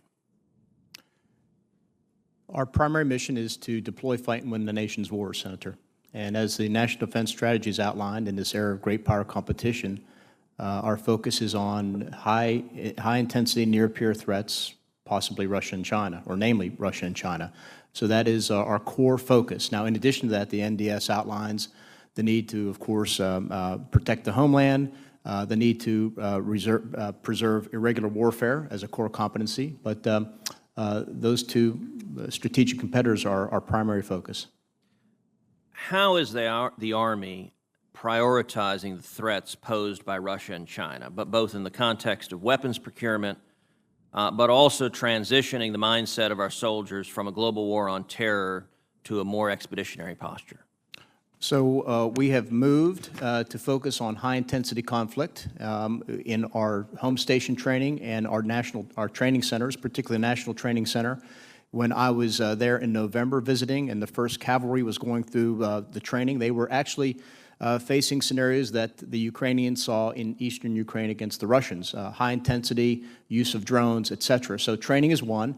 With regard to materiel, as we've outlined today, there are 6 modernization priorities that we think, if fully exploited, will ensure our overmatch in the out years. So that's the second part of it. And again, we must, as the Chief spoke eloquently on earlier, continue to develop our leaders to make sure that they are prepared for the future battlefield and train the soldiers as well so that they can fight along the entire spectrum of conflict, which may mean that they don't have access to communications, electronics, et cetera. I'm also concerned about the modernization of our armored brigade combat teams, such as those at Fort Hood and Fort Bliss in Texas. Technology such as active protection systems and reactive armor have failed to keep pace with where Russia is currently. I understand the Army has started fielding systems like Trophy before deploying to Europe. What is the status incorporating APS systems like Trophy on our armored vehicles such as the Bradley or the Stryker? Senator, you're correct. We are outfitting some armor brigades with anti-protection systems, active protection systems. We're looking at the same with regard to Bradleys and Strykers. But there are other things going on as well. We're upgrading the Abrams tanks. The budget we see in 18 and 19 will allow us to accelerate the upgrade of 5 ABCTs from 10 years to 5 years. And of course, we're pursuing other ways to improve the survivability and lethality of these systems. Additionally, how are you working to ensure that our armored formations incorporate technologies such as APS, FLIR, and other off-the-shelf technologies to keep pace with the threats that exist today? I would say, and I would defer to the Chief here as well, and this is one of the areas where the schoolhouses are looking at requirements for the future fight, certainly the cross-functional teams, to make sure that we are incorporating whatever technologies are available to do that. Certainly with regard to communications, we have pivoted now to looking a lot more at commercial off-the-shelf technology that we could ruggedize. I've seen that already with regard to how we are outfitting the Stryker and Infantry Brigade combat teams. And it's the only way we're actually going to be able to keep up with the changing pace of technology in the communication sphere. General, anything to add on that? Yeah, in the seconds remaining, I would just tell you that we are actively upgrading our Bradley and Abrams formations. But as I mentioned earlier in a previous question, the Bradley and the Abrams came into service when I was commissioned as a second lieutenant. They have served the nation extraordinarily well, but they are fundamentally at the end of their lifespan. We'll probably get max another 10, maybe 15 years out of these vehicles. We have maxed out their weight, the technological upgrades that we can do. So hence the modernization program of a next generation combat vehicle. But we are aggressively upgrading Abrams and Bradley and Stryker in all of our formations throughout the Army. And I'm very confident that those weapon systems will continue to serve us well, even against a Russia or China in the near term. Because, you know, armies don't go to war. Nations go to war. And armies don't win wars. Nations win wars. And we go as part of a joint force. So it's not just the Army. It's the Army with the Marines, the Navy, the Air Force, the CIA, and so on and so forth. And it's the synergistic effect of all that combat power in time and space against the opponent, whether it's China, Russia, no matter what the country. That's what brings victory or defeat. We do know that decision in war happens on the ground. We know that because war is part of politics, people live on the ground, and so on. So it's important. The Army's contribution to that piece is critically important, that we have a decisive conventional capability that can conduct campaigns over extended periods of time to do combined arms maneuver and defeat the armies of the opponent, and then to take control of the landmass from the enemy army. That's the fundamental task of any army, and that's our task as well. We're confident in our current capabilities. We're confident in our current systems relative to Russia, China, or anyone else for that matter. But we are keenly aware of the modernization programs of both Russia and China right now, and we are keenly aware that we need to shift gears rapidly into the modernization in order to make sure that we don't have parity or that they don't close the gap or cross the gap. We want a military across the board to be unbelievably lethal and unbelievably dominant so that no nation will ever challenge the United States militarily. That's what we want. Thank you, gentlemen. Good statement. Senator Hirono. Thank you, Mr. Chairman. This is for both Secretary Esper and General Milley. Senator Cruz has touched upon the National Defense Strategy and how ready we are, but I want to focus on the Asia-Pacific area. And China, of course, is a significant rival in the Pacific, and it's important for the U.S. to project strength, reassure our allies, and build partnerships in Asia-Pacific, particularly in light of the actions of China and North Korea. So I have a series of questions for both of you. How are you resourced for mill-to-mill exercises in the Asia-Pacific region? How are you resourced to cover Army requirements in the region? Is the Army's force laid down appropriate to meet current threats? And does the Army envision directing additional assets to the Asia-Pacific area of operations? Let's start with you, Mr. Secretary. Senator, I'll take a shot at the first question. One of the most important programs we have out there for improving interoperability and addressing training in the Pacific is the Pacific Pathways Program. The U.S. Army Pacific Commander has requested $61.8 million for that program in FY19, and the Army fully funded it. So I think we will continue to sustain that level of training and readiness as we look ahead. With regard to disposition of forces, there are currently no plans to put more forces in the Pacific that I'm aware of. I'll defer to the Chief if there's something else. But really what we're focusing now is to make sure that the troops prepare both at home station and through our training centers for the high-end conflict, whether it occurs in Europe, Asia, or elsewhere. Chief? Yeah, I would echo that, Senator, that we have a very wide variety of exercises in the Pacific that you're very familiar with. Pathways is one of those, and we think we have adequate funding in the 17-18 series of bills, and we're requesting adequate funding in the 19 series of bills. And those are really important that the United States Army remain continually engaged, because China, Asia-Pacific, Indo-Pacific, really, is the priority in the national security strategy and in the national defense strategy that Secretary Mattis has laid out for us. We think we have adequate funding and resources to do that, and we have a considerable amount of Army forces, not only in your state of Hawaii, but up in Alaska, on the West Coast in Washington, and forward in Guam, Japan, and Korea. So we've got a good array of forces throughout the Pacific region. Well, there is a concern about the fact that the service deputies testified in the Readiness Subcommittee in February, and they all stated that nearly 70% of young people in the U.S. today are not qualified to join the military. And your fiscal year 2019 request calls for an increase in end strength of 487,500 regular Army soldiers. And will you be able to continue increasing end strength without lowering standards, given the small pool of people who meet the current standards? The short answer is yes. I believe we've done a lot of modeling and estimates on that, that we can increase our force by 4,000 or so each year that we've been shooting for, and we've been meeting that to date, and I think we'll meet it in the future without lowering any standards. So the key is standards. It's a standards-based Army. We're not going to lower those, and I think we can meet the end strength. As far as 70%, and what the vices all said, 70%, that's a statistic that's been out there for a considerable length of time. That's well known. But we focus on those that do meet the standards, and we're not going to move the standards. You have nothing to I completely concur, and I would say actually in many ways, we all face that same problem, we being the services, in terms of how we attract youth. We are putting more money into recruiting, into other ways in which we can attract youth. The National Guard is doing the same.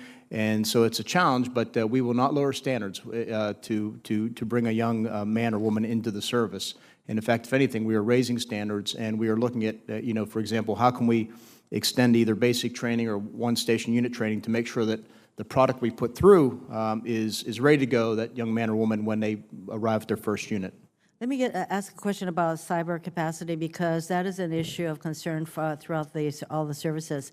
And last month, General Nakasone testified about the success of the Army Cyber Center of Excellence that you're having in developing and training a cyber workforce, including the first class of enlisted cyber operators who graduated from the Army Cyber School last August. And what percentage of soldiers trained at the Army Cyber School come from the Reserve and Guard components?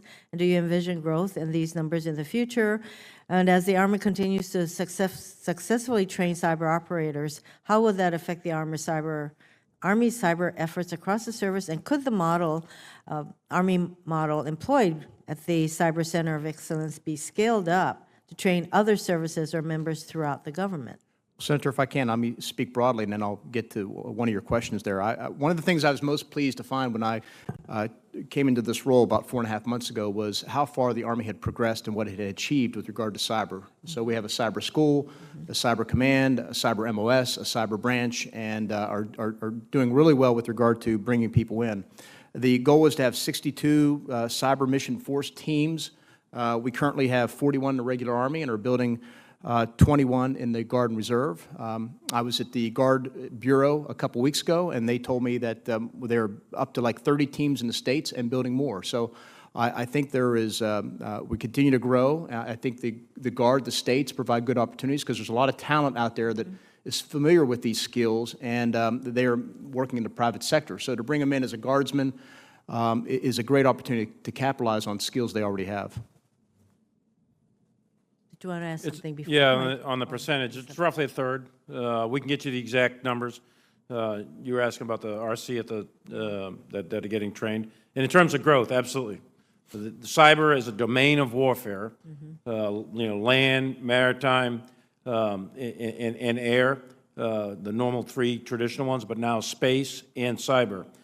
So developing capable cyber forces in the joint force, in all of the services, is critical to our warfighting capability in the future. So this is an area of absolute growth, no question about it.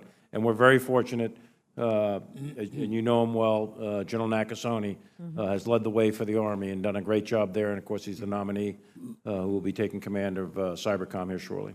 Thank you. Thank you, Mr. Chairman. Senator Perdue. Thank you, Mr. Chair, and thank you both for your service. General, I just returned from North Korea, and I just want to make a comment to you. I've been around high-performance teams all my life, and I have to tell you, General Brooks and your team over there is absolutely the best of the best. And I want to thank you for the training and the preparation of those young men and women over there. I was really proud to be surrounded by them. So please pass that message along, both of you. Will do, Senator. You got about 24,000 soldiers over there. I think this, the National Commission on the Future of the Army recommended that the Army consider forward deploying a combat aviation brigade to Korea in order to bolster the aviation readiness on the peninsula.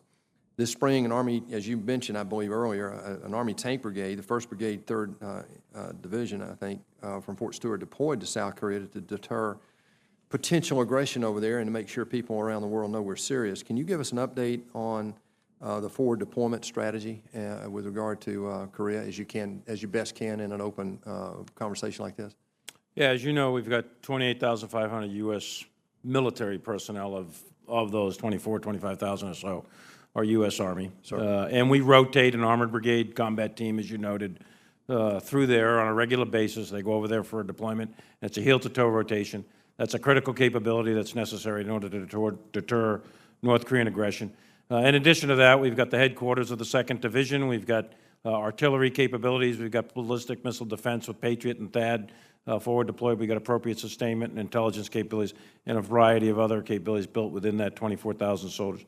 And as you know, the situation on the Korean Peninsula is dynamic right now. We've got a very important strategic level summit meeting between the President and Kim Jong-un coming up here shortly. Right now, the U.S. strategy is to maintain maximum pressure and to continue our capability to deter, and we'll see what develops in the diplomatic realm. The main effort is clearly to resolve our issues with North Korea through peaceful diplomatic means, but to retain the capability and for the options to be presented to the President if diplomacy does not work. So that's what we're doing. We're maintaining our maximum pressure, we're maintaining our readiness, and we're keeping those forces under General Brooks at a very, very high state of readiness. Yes, sir. Thank you. Mr. Secretary, you both have spoken to the 5 domains and the growing domains of space and cyber in addition to maritime, land, and air. We've been getting these cyber briefings in the subcommittee on cyber, and I have to say it's very sobering. In an open environment like this, though, there are some concerns that we can discuss relative to the integration. I know we have one approach for the government, but when we look at the services, and this is your responsibility, talk to us about the integrated efforts between the services so that we don't, so that we have best practices, we share best practices, and we also have a concerted effort that can efficiently compete with the absolute rapid development in both China and Russia. Yes, sir. This is an area of focus as well for all the concerns you outlined. There is certainly a lot of cooperation going on between the services and with OSD, I might add, to make sure that we are protected from the tactical through the strategic level. Certainly for the Army, we're building a lot of capability to brigade level and above to deal with the tactical problems that we might face. I can tell you with regard to the modernization priorities and the cross-functional teams, I've talked to them and they're committed to making sure that whatever we procure for the future is cyber hardened and cyber resilient. As you think higher and look across the DoD, we're looking at the same thing to make sure we can protect our data. It's recognized that this is a vulnerability. I can't go into too much detail, but there's clear recognition that that's the case, and we need to be able to attract the talent, as the Chief spoke to, the talent from the private sector to make sure that we are on the cutting edge and are capable of defending ourselves in what is considered, it could be considered an asymmetric vulnerability. Thank you both. Thank you, Mr. Chairman.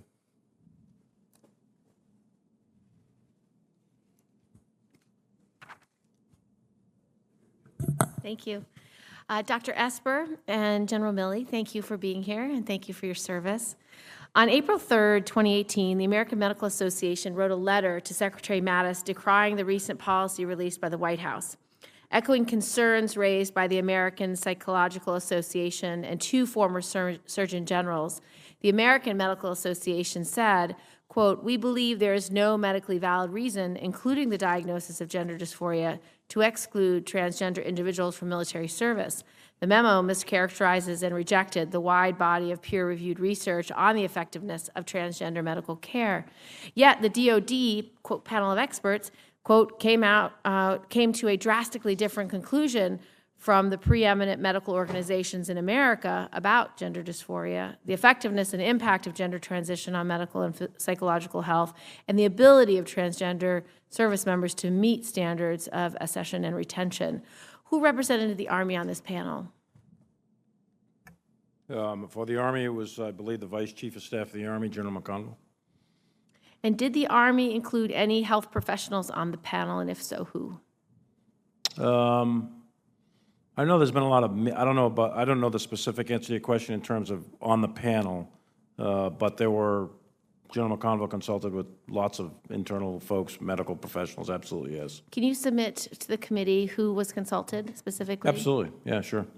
Do you know whether any health professionals from within the government and outside of it testified before or consulted with the panel in written testimony, or was it just verbal? With the DOD panel? Mm-hmm.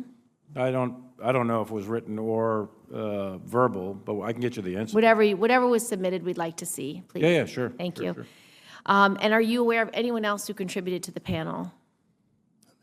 Each of the service vices, I believe, was on it. There were several DOD folks. I'm pretty sure the panel was led by DOD PNR, if I remember right, Personnel and Readiness, the Undersecretary for Personnel and Readiness.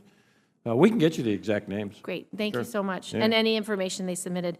Sure. Dr. Esper and General Milley, in light of the existing injunctions, DOD is currently operating under the previous transgender open service policy put in place by the last administration, yet transgender soldiers have now seen the department's recommendations and are on notice that if the policy is implemented, they will get kicked out for seeking care or treatment for their gender dysphoria. I'm worried that this uncertainty will have a negative impact on these individuals, but also on their units, and that fear of these recommendations will stop these soldiers from seeking care.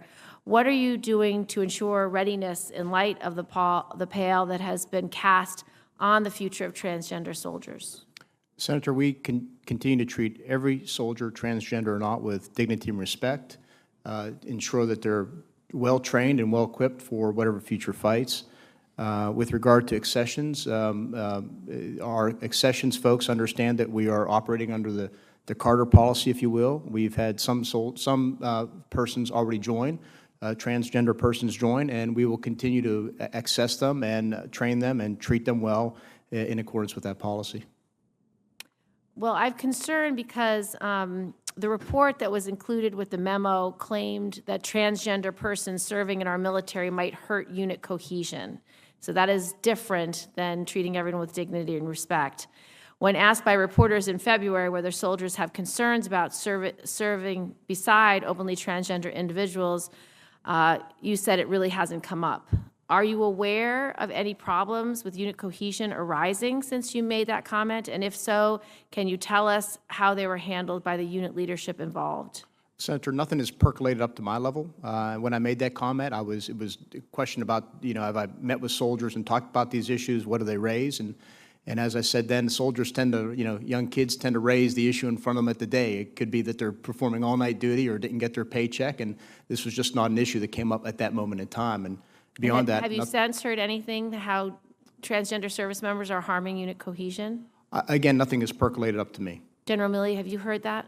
No, not at all. We have a finite number. We know who they are, and it is monitored very closely because, I'm concerned about that and want to make sure that they are, in fact, treated with dignity and respect. And no, I have received precisely 0 reports of issues of cohesion, discipline, morale, and all those sorts of things. No.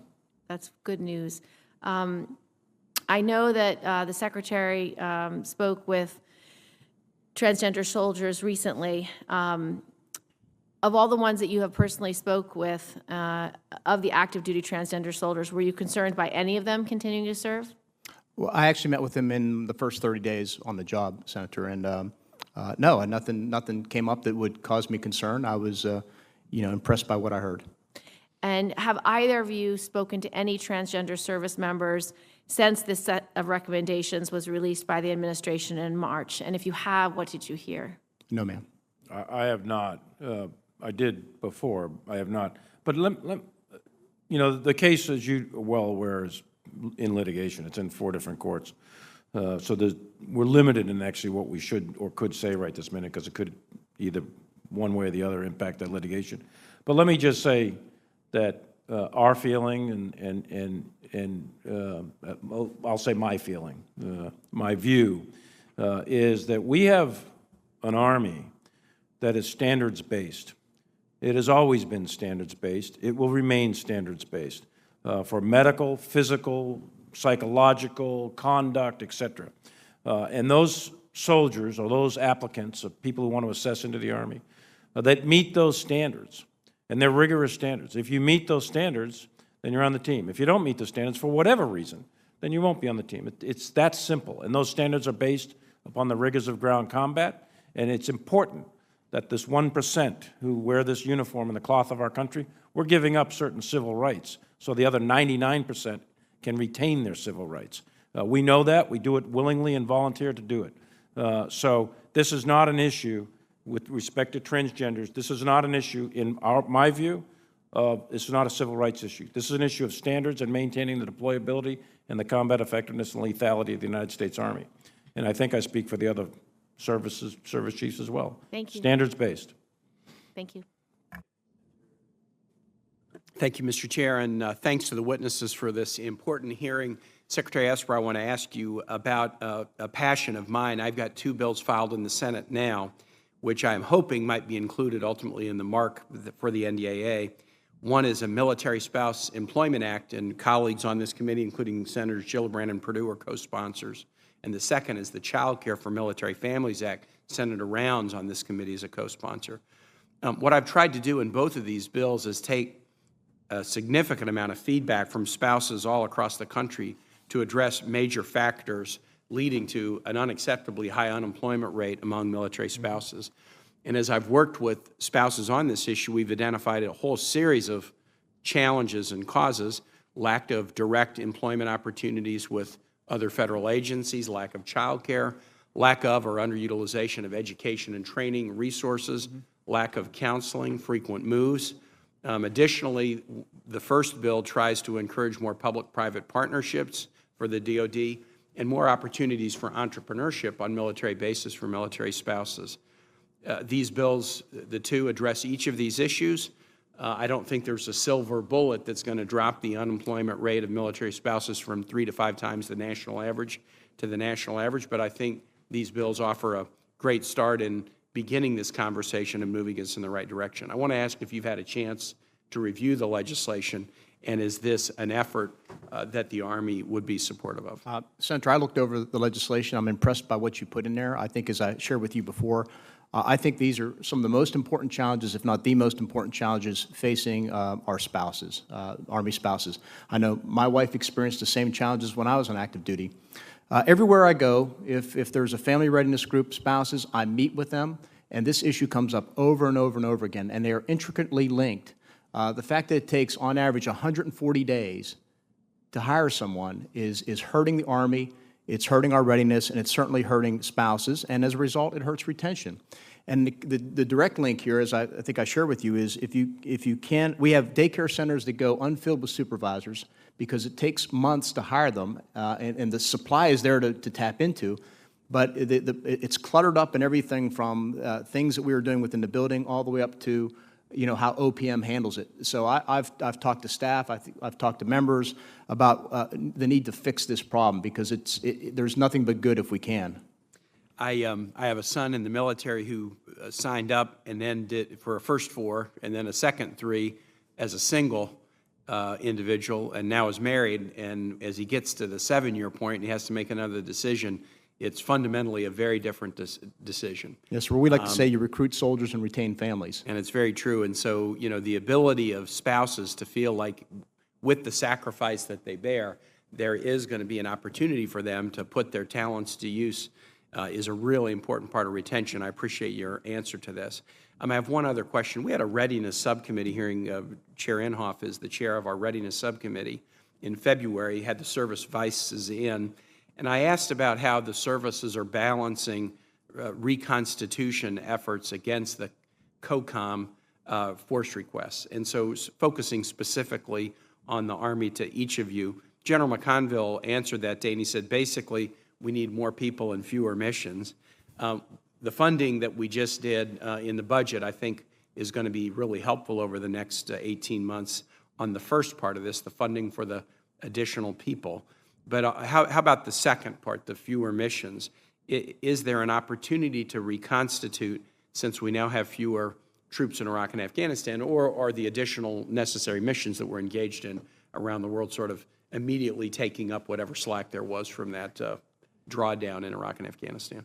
Yes, sir. This is a supply and demand issue, and I think with the 18 and 19 bills, as we can grow end strength, it helps us create more supply, fully flesh out our units, et cetera. But there is the demand side of the equation. That's something that we've had discussions with internally. We've discussed it with OSD to look at the range of demands placed on the Army. Can we do some of it differently? Can we look at lower value exercises or training, and if not, limit them, reduce them, make them at least more productive to preserve readiness? What we really have to do is get the soldier deployment rate, the bog to dwell, as we call it, up to the 1 year to 2 year standard, and right now we're well below that. We're somewhere just north of 1, and that has an impact on the force, both in terms of readiness, retention. It has a range of impacts that we need to address with regard to that. Thank you very much. Appreciate it, Mr. Chair. Thank you, Mr. Chair, and thank you to both of the witnesses. I know the Army is committed to addressing military suicide. I'm sure both of you know that suicide risk among service members often isn't tied to deployments or combat experiences. And we can't be restricting our most rigorous mental health assessments to the deployment cycle. This committee helped pass legislation in 2014 to ensure every service member, active guard, or reserve receives a thorough in-person mental health assessment every year. It was named after a brave Hoosier soldier, Jacob Sexton, who was lost to suicide in 2009. It's my understanding that the Army is now fully implementing the Sexton Act requirement for a robust annual mental health assessment. Is that correct? Correct. Thank you. That's correct.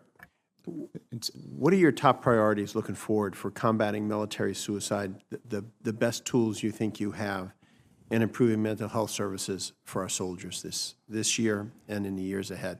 What do you think are some of the areas where, when you look at General, that you look and you go, here's one of the causes of some of this, and the best way to try to reduce it? Well, Senator, thank you for raising this issue. It is very troubling. I signed too many condolence letters associated with the scourge of suicide, and the rates that I see across the Army are not heading in the right direction. I mean, we need to get them, rather than flat, head in the right direction. And the challenge is, particularly troubling in the Guard and Reserve, where units only come together every 30 days and break back up. And you're right, it's not related necessarily to deployments. The experts will tell you it's hard to pin it down, but we do know the most vulnerable population are these young soldiers, 17 to 22 or so. It often is the cause is a relationship issue, a breakup, whatever the case may be. As I've looked at this problem, I've asked our folks to come back with new thinking with regard to strategies that we can deal with this. We already put behavioral health experts in the units. We provide a lot more access. As I've talked with some of the committee staff, we need to make sure the commanders and the officers in the units have greater access to that type of information so they know how to deal with soldiers.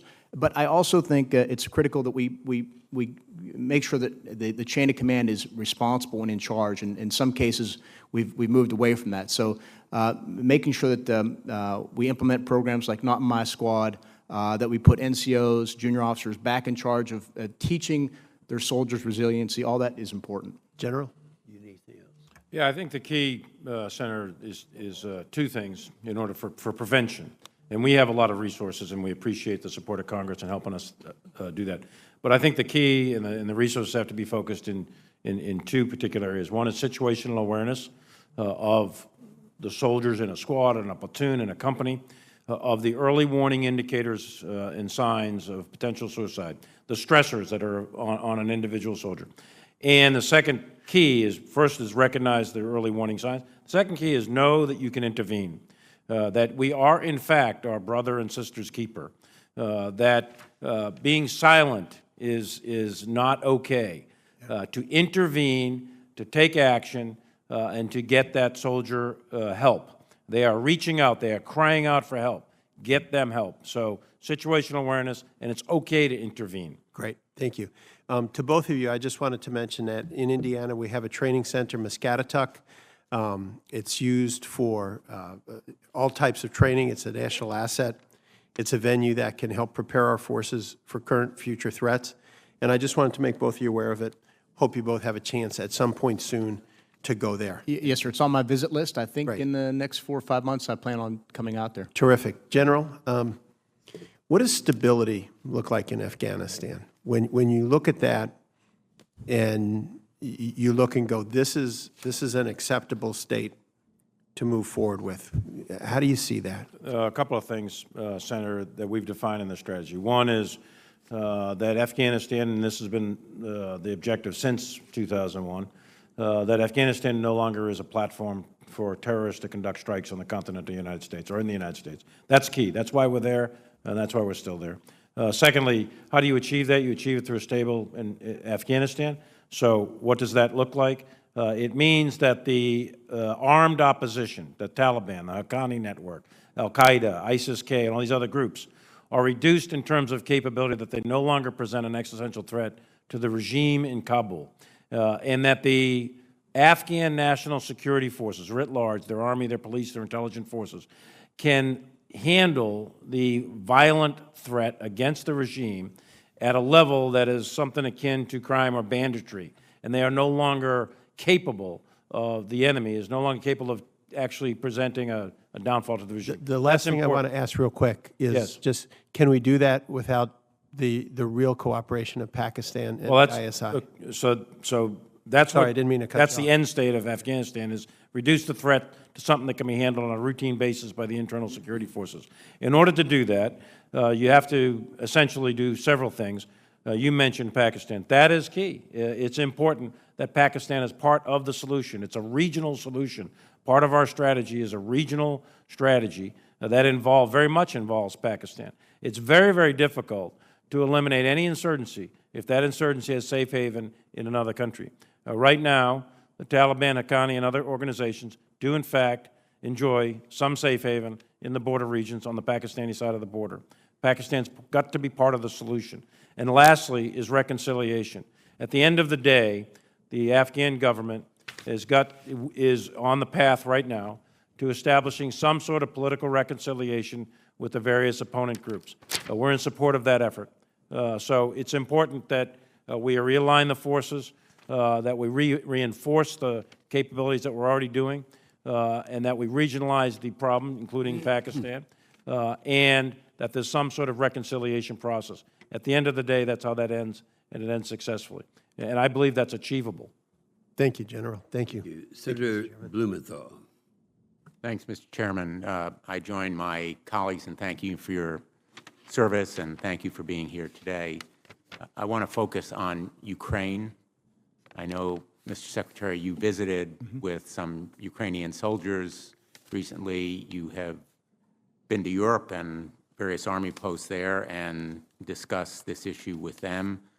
Operation Atlantic Resolve, as you know, is an Army-led operation designed to reassure our NATO allies and partners of America's dedication in the region after Russia's illegal annexation of Crimea and its continued aggression, I might say overt, defiant military aggression in Ukraine. Since April of 2014, the Army has conducted continuous multinational and security cooperation training through European Deterrence, the European Deterrence Initiative. As someone watching from the outside, my conclusion would be that whatever we're doing there has had no impact, no effect whatsoever on Russian aggression, either to deter it or defeat it. Maybe you can dissuade me. Senator Hall, I did visit Europe in January. I went to Belgium, Poland, Germany, and Ukraine. with different focus on each. My takeaway was that, at least with regard to Atlantic Resolve, when I met with the Poles, both the military and on the Ministry of Defense side, that they were very happy with our presence there, that they felt it provided not just a reassurance role, but also a deterrence role. And it was not just because of U.S. troops, but you had NATO troops in all the Baltic states and Poland.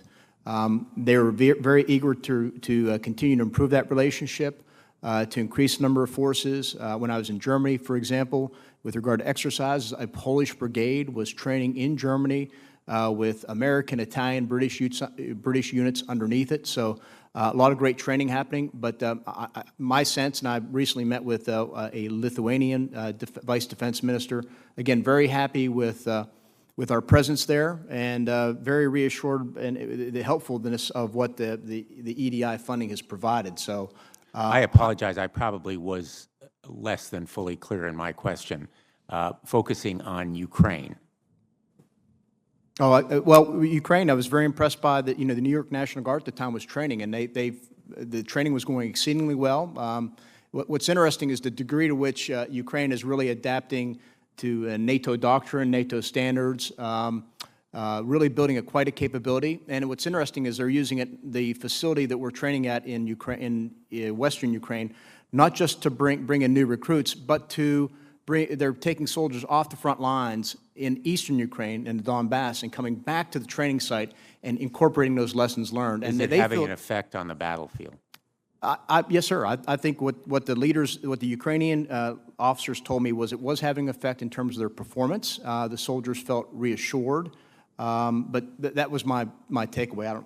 Yes, Senator, it has. The violence along the Ukrainian along the line of contact is at a 3-year low right now. That's significant. The level of violence is at a 3-year low. That's correct. But have they pushed back?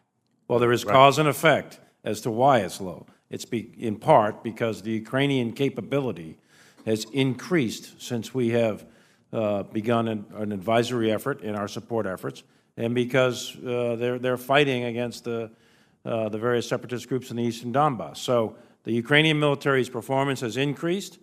The enemy's performance has met that and has reduced, and they recognize what they're up against. Therefore, the violence has subsided. It's not done. There's still violence, don't get me wrong. But Well, it has been I apologize for interrupting, General, and I'm doing so only because my time is limited. Sure. The other way of interpreting the situation, and I say it with all due respect, is the Russians have gotten what they want for now, and they and their proxies, and I mean the Russians, are staying put, maybe because they sense a little bit more strength from the Ukrainians, but in terms of their ill-gotten gains, they are satisfied they've divided the country. That is a way of looking at it. That's correct. Is there a Ukrainian determination to push back? Oh, I absolutely. And to recover? From my visit there, and I think Secretary Esper's visit there, the Ukrainians are determined that Ukraine is a sovereign nation and that they intend to remain a sovereign nation, and they do not accept annexation of the eastern Donbass. That's what the Ukrainians told me, and I believe that's what they told you, and I believe that's their stated policy position. Thank you. I really appreciate both of your candor and your very informed presentation today. Thank you. I want to say thank you to our witnesses. It's been, appreciate your patience and your responses. They've been excellent. We're adjourned. Thanks, sir.